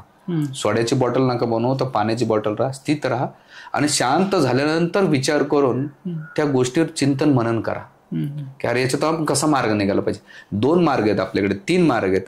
ह्या मार्गाने गेलं तिकडे होईल, ह्या मार्गाने गेलं तिकडे जाईल, ह्या मार्गाने गेलं तिकडे जाईल. आपल्याला कोणता मार्ग निवडायचा? लगेच रिॲक्ट करू नका. लगेच रिॲक्ट केलं ना तर ते प्रॉब्लेम तर सॉल्व्ह होत नाही, उलट प्रॉब्लेम्स वाढतात. आणि मग ह्या वेळेस याला स्थितप्रज्ञ भाषेला एक शब्द आहे, मॅच्युरिटी. कोण्या टायमाला कधी केव्हा आपल्याला काय केलं पाहिजे, याला स्थितप्रज्ञेच्या व्यक्तीचं लग्न. अर्जुनानं प्रश्न विचारला भगवंताला की स्थितप्रज्ञ तो चालता कसं, बोलतं कसं, कसा बोलतो, कसा वागतो, त्याचं व्यवहार कसं, त्याचं कार्य काय. भगवंत म्हणतात की तो सर्व अवस्थेमध्ये स्वतःला स्टेबल ठेवतो, सर्व अवस्थेमध्ये स्थित राहतो, याला स्थितप्रज्ञ म्हणतात. बंगल्याचं नाव स्थितप्रज्ञ देणं सोपं असतं, मुलांचं नाव स्थितप्रज्ञ देणं सोपं असतं, पण व्यक्तिगत जीवनात त्याला स्थितप्रज्ञ राहणं करणं कठीण आहे. म्हणून हे कधी येईल, जेव्हा त्यानं स्वतःच्या आध्यात्मिक उन्नती किंवा चेतना जेव्हा विकसित करेल, त्याच अवस्थेला तो येऊ शकतो, नाही तर नाही येऊ शकत. ही एक प्रॅक्टिसचा विषय, सरावाचा विषय, ते होऊ शकतं. शेवटचा प्रश्न आजच्या ह्याच्यातला आणि थोडा वेगळा आहे. ठीक आहे. प्रश्न असा आहे की फ्रिक्वेन्सी हा जो शब्द सायन्समध्ये वापरला जातो, की फ्रिक्वेन्सी जेव्हा मॅच होते तेव्हा अट्रॅक्शन वाढतं, बरोबर. तर उदाहरण, मला माझ्या कोणाला तरी फोन करायचा आहे, तर 10 कडे नंबर जर माझ्याकडे असेल, तो नंबर मी डायल केला का त्यांना रिंग जाते, मग त्यांनी फोन उचलता आपण बोलू शकतो, म्हणजे त्यांशी आपण कनेक्ट होतो. आणि आपल्याकडे मोठ्या व्यक्तींचा नंबर नसतो. फॉर एक्झाम्पल मोदीजी आपले प्राईम मिनिस्टर, त्यांचा नंबर जर मला मिळाला समजा आणि तो मी डायल केला, तर माझं त्यांच्याशी पण बोलणं होऊ शकतं, म्हणजे फ्रिक्वेन्सी मॅच होऊ शकते, बरोबर. अजून एक FM, रेडिओ FM जास्त असतं, 93.9 आपण जर कनेक्ट केलं तर ते कनेक्ट होतं, 93.4 ला केलं तर ते कनेक्ट होतं, म्हणजे फ्रिक्वेन्सीत जशी ट्यून करतो तशी मॅच होते, बरोबर आहे. थोडासा वेगळा प्रश्न आहे, पण असं आहे की देवाबरोबर मला फ्रिक्वेन्सी मॅच करायची, तर मोबाईल नंबर देवाचा कोणता आहे किंवा कोणता नाही, FM ट्यून करायचं जेणेकरून देवाशी आपण कनेक्ट होऊ शकतो. बघा, सगळ्यात महत्वाचा डायरेक्ट आपला देवाशी संपर्क नाही, पण देवाचे जे प्रतिनिधी आहेत त्यांचा नंबर आपल्याकडे आहे, ते म्हणजे वर्तमान आचारातले असलेले गुरुवर्ग. तुकाराम महाराज घ्या, श्रील प्रभुपाद घ्या, रामानुजाचार्य घ्या, शंकराचार्य घ्या, मध्वाचार्य घ्या, किंवा वर्तमानामध्ये कितीतरी जे संन्यासी वर्ग आहेत, हे काय करतात, आपल्याला फ्रिक्वेन्सी मॅच करून देतात. आणि भगवंताला एक नंबर दिलेला आहे पाठ करण्याचा, की मला जर तुम्ही हा नंबर डायल फ्री केला तर मी तो म्हणजे भगवंताचं नाव, हरे कृष्णा कृष्णा कृष्णा हरे हरे, हरे राम राम राम हरे हरे, हा महामंत्र जप केला तर डायरेक्ट भगवंताशी संपर्क होतो. आणि जरी तुम्ही म्हटलं जसं मोदीकडे जाऊ शकत नाही, तर त्यांचा जो पीए असतो किंवा एखादा मोठा व्यक्ती त्याच्याच, तर भगवंत कदाचित आपल्या डायल नंबरला दुर्लक्ष करते, पण त्यांना आवडणारे व्यक्ती आहेत गुरुवर्ग, त्यांना जर धरून ठेवलं, बरोबर, तर ते भगवंत काय म्हणतात, माझ्यापेक्षा माझ्या भक्तांना जो प्रिय आहे तो मला प्रिय आहे. एखादा मला कृष्ण प्रिय आहे, भगवंत मध्ये बाजूलो, तर त्यांच्या भक्तांना धरून ठेवायचं. तुकाराम महाराज असो, शिलप्रभुपाद असो, किंवा जे काही वर्तमान आचार्य वर्ग आहे त्यांना धरून ठेवलं तर भगवंताला ते प्रिय आहेत, आणि त्यांच्या आश्रयाखाली राहू तर भगवंताशी संपर्क होऊ शकतो. अन्यथा नाही, दुसरा कोणताही मार्ग नाही. स्वतःच्या बळावर तर कधीच होऊ शकत नाही. म्हणून ही जी परंपरा, गुरु शिष्य परंपरा दिली, ती काय शिकवते की ह्या परंपरेनं गुरु परमगुरु करत करत परंपरा असं करत तुम्ही जेव्हा जाता तर भगवंताशी संपर्क होतात. डायरेक्ट जाताना तर होणार नाही. मोदीकडे जायचं असेल तर तुम्हाला पहिले एखाद्या आमदाराचा, खासदार, पुन्हा नंतर मंत्री, मंत्र्यानंतर त्यांच्या कार्यालय असतो, मग संपर्क केला जातो. एवढ्या प्रोसिजर मध्ये जेव्हा जाता तुम्ही त्या PM ऑफिस पर्यंत बघ. तसं भगवंताकडे जाण्यासाठी जेव्हा तुम्ही कोणत्याही इस्कॉन मंदिरात जाता किंवा कोणत्या, तर गुरु शिष्य परंपरा दिलेली आहे. मग त्या परंपरेतून तुम्ही भगवंताला संपर्क करू शकतात. आणि तो डायल मंत्र आहे भगवंताचं नाव, 16 अक्षरी. इथे षोडशक नाम कलिकल्मशनाशनम ना तो परतो रूपाय सर्व वेदेशु दृश्य.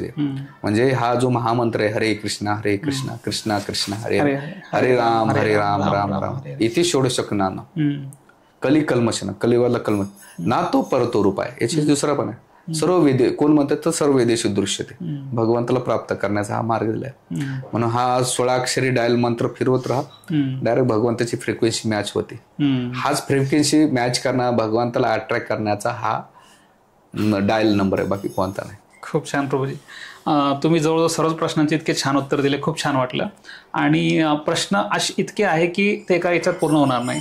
तर माझी अशी प्रामाणिक इच्छा आहे की तुम्ही पुढे सुद्धा आम्हाला वेळ द्यावा, जेणेकरून आम्ही अशा प्रकारचं पॉडकास्ट अजून कंडक्ट करू.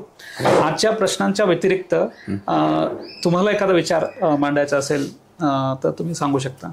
काहीच विचार नाही. एक आहे, मी सगळ्यांना एकच विनंती करेन, माणसाचं जीवन क्षणभंगूर आहे. शास्त्रामध्ये सांगितलेलं आहे की या जीवनाचा काहीच भरोसा नाही. मग हे करीत असताना 3 गोष्टीकडे ध्यान ठेवा. तुम्ही कोणत्या धर्माचे, कोण्या पंथाचे आहेत, कोण्या गोष्टीचे आहेत हे मला माहीत नाही. महत्वाचे की 3 गोष्टी जर तुम्ही चांगल्या ठेवल्या तर तुमचं जीवन खूप समाधानी, आनंदी होऊ शकतं. एक म्हणजे तुमच्या स्वतःच्या तब्येतीची काळजी घ्या. दुसरी गोष्ट परिवाराला वेळ द्या. आणि ह्या दोन्ही गोष्टी करीत असताना अध्यात्माला द्या, जे तुम्हाला ईश्वराला संबंध स्थापित. आणि त्यासाठी भक्ती करा म्हणजे ग्रंथ वाचा, रामायण महाभारत वाचा. हे सुखी जीवनाचं प्रिन्सिपल आहे. स्वतःच्या तब्येतीला, मुलांना, परिवाराला वेळ देणार, कारण तेच आपली मोठी प्रॉपर्टी. आणि तिसरी गोष्ट भक्ती किंवा रामायण महाभारत भगवद्गीता. असं ठरवलं की माझा मृत्यू येण्याच्या पहिले मी हे ग्रंथ वाचले पाहिजे. आणि आपलं एज किती आहे हे जे त्याला माहीत आहे. म्हणून जीवनाच्या आपला थोडा वेळ काढून नाही का आपण हे ग्रंथाचा अभ्यास केला पाहिजे, भगवत नामाचं चिंतन केलं पाहिजे. आणि जेव्हा तुम्ही ह्या गोष्टीचा करतात ना, निश्चित तुमच्या जीवनामध्ये तुम्ही आनंदी, सुखी जमाने जाऊ. कारण एवढ्या आज माझ्या 17-18 वर्षे मी इस्कॉनमध्ये आहे, तर मी जेव्हा लोकांना पाहतोय ते अध्यात्म येण्याच्या पहिले त्यांचं जीवन आणि अध्यात्म आल्यानंतर त्याच्या जीवनामध्ये खूप बदल घडलेले आहेत. असे काही लोक होते गुंड स्वभावाचे, पण भक्तीत आल्यानंतर एकदम शांत, गरीब बाईसारखे झालेले. म्हणजे लोकांच्या स्वभावामध्ये, व्यवहारामध्ये, तुमच्या कार्यामध्ये खूप रिफाइंडनेस येतो. त्या करीत राहा. हे जेव्हा तुम्ही करता तर निश्चित तुम्हाला एक फायदा होईल. खूप खूप धन्यवाद प्रभूजी. तुम्ही सुज्ञ आहात सगळेजण. हरे कृष्ण. हरे कृष्ण. सर्वांना मी असं सांगू इच्छितो की जर तुम्ही हा व्हिडिओ एंड पर्यंत बघत असाल तर त्याच्याबद्दल सर्वात आधी तुमचे धन्यवाद. आम्ही प्रयत्न केला अध्यात्म, इस्कॉन आणि भगवद्गीता यामध्ये जे सामान्य माणसाच्या मनामध्ये जे प्रश्न असतात हे प्रश्न कसे आपण विचारू शकतो प्रभूजींना, अशा प्रकारची सिरीज आपण सुरुवात करणार आहोत. आणि असे बरेच पॉडकास्ट आपण कंडक्ट करणार आहोत. हा व्हिडिओ तुम्ही जर एंडपर्यंत पाहिलेला आहे आणि तुमच्या मनातले काही प्रश्न याच्यातनं सॉल्व्ह झालेले आहेत तर खूप चांगली गोष्ट आहे. जरी असं तुम्हाला वाटतं की काही प्रश्न सॉल्व्ह झाले नसतील तर ह्याच व्हिडिओच्या कमेंट बॉक्समध्ये तुम्ही तुमचे प्रश्न मांडू शकता. म्हणजे पुढच्या पॉडकास्टमध्ये आम्ही त्यातलेही काही प्रश्न इथे घेण्याचा प्रयत्न करू. त्याचबरोबर ह्या पॉडकास्टमध्ये जितके प्रश्न आम्ही विचारले, जर तुमच्या नातेवाईक, तुमचा मित्र, तुमचे कोणी ओळखीचे, तुमचे कुठलीही अशी व्यक्ती ज्यांना असं वाटतं की याच्यातला एखादा प्रश्न खूप उपयोगी पडू शकतो तर हा व्हिडिओ तुम्ही नक्की त्यांना शेअर करा, सबस्क्राईब करा या चॅनलला. आणि अशाच प्रकारचं प्रेम या चॅनलवर आणि या व्हिडिओवर देत राहा. हरे कृष्ण. धन्यवाद. हरे कृष्ण. हरे कृष्ण.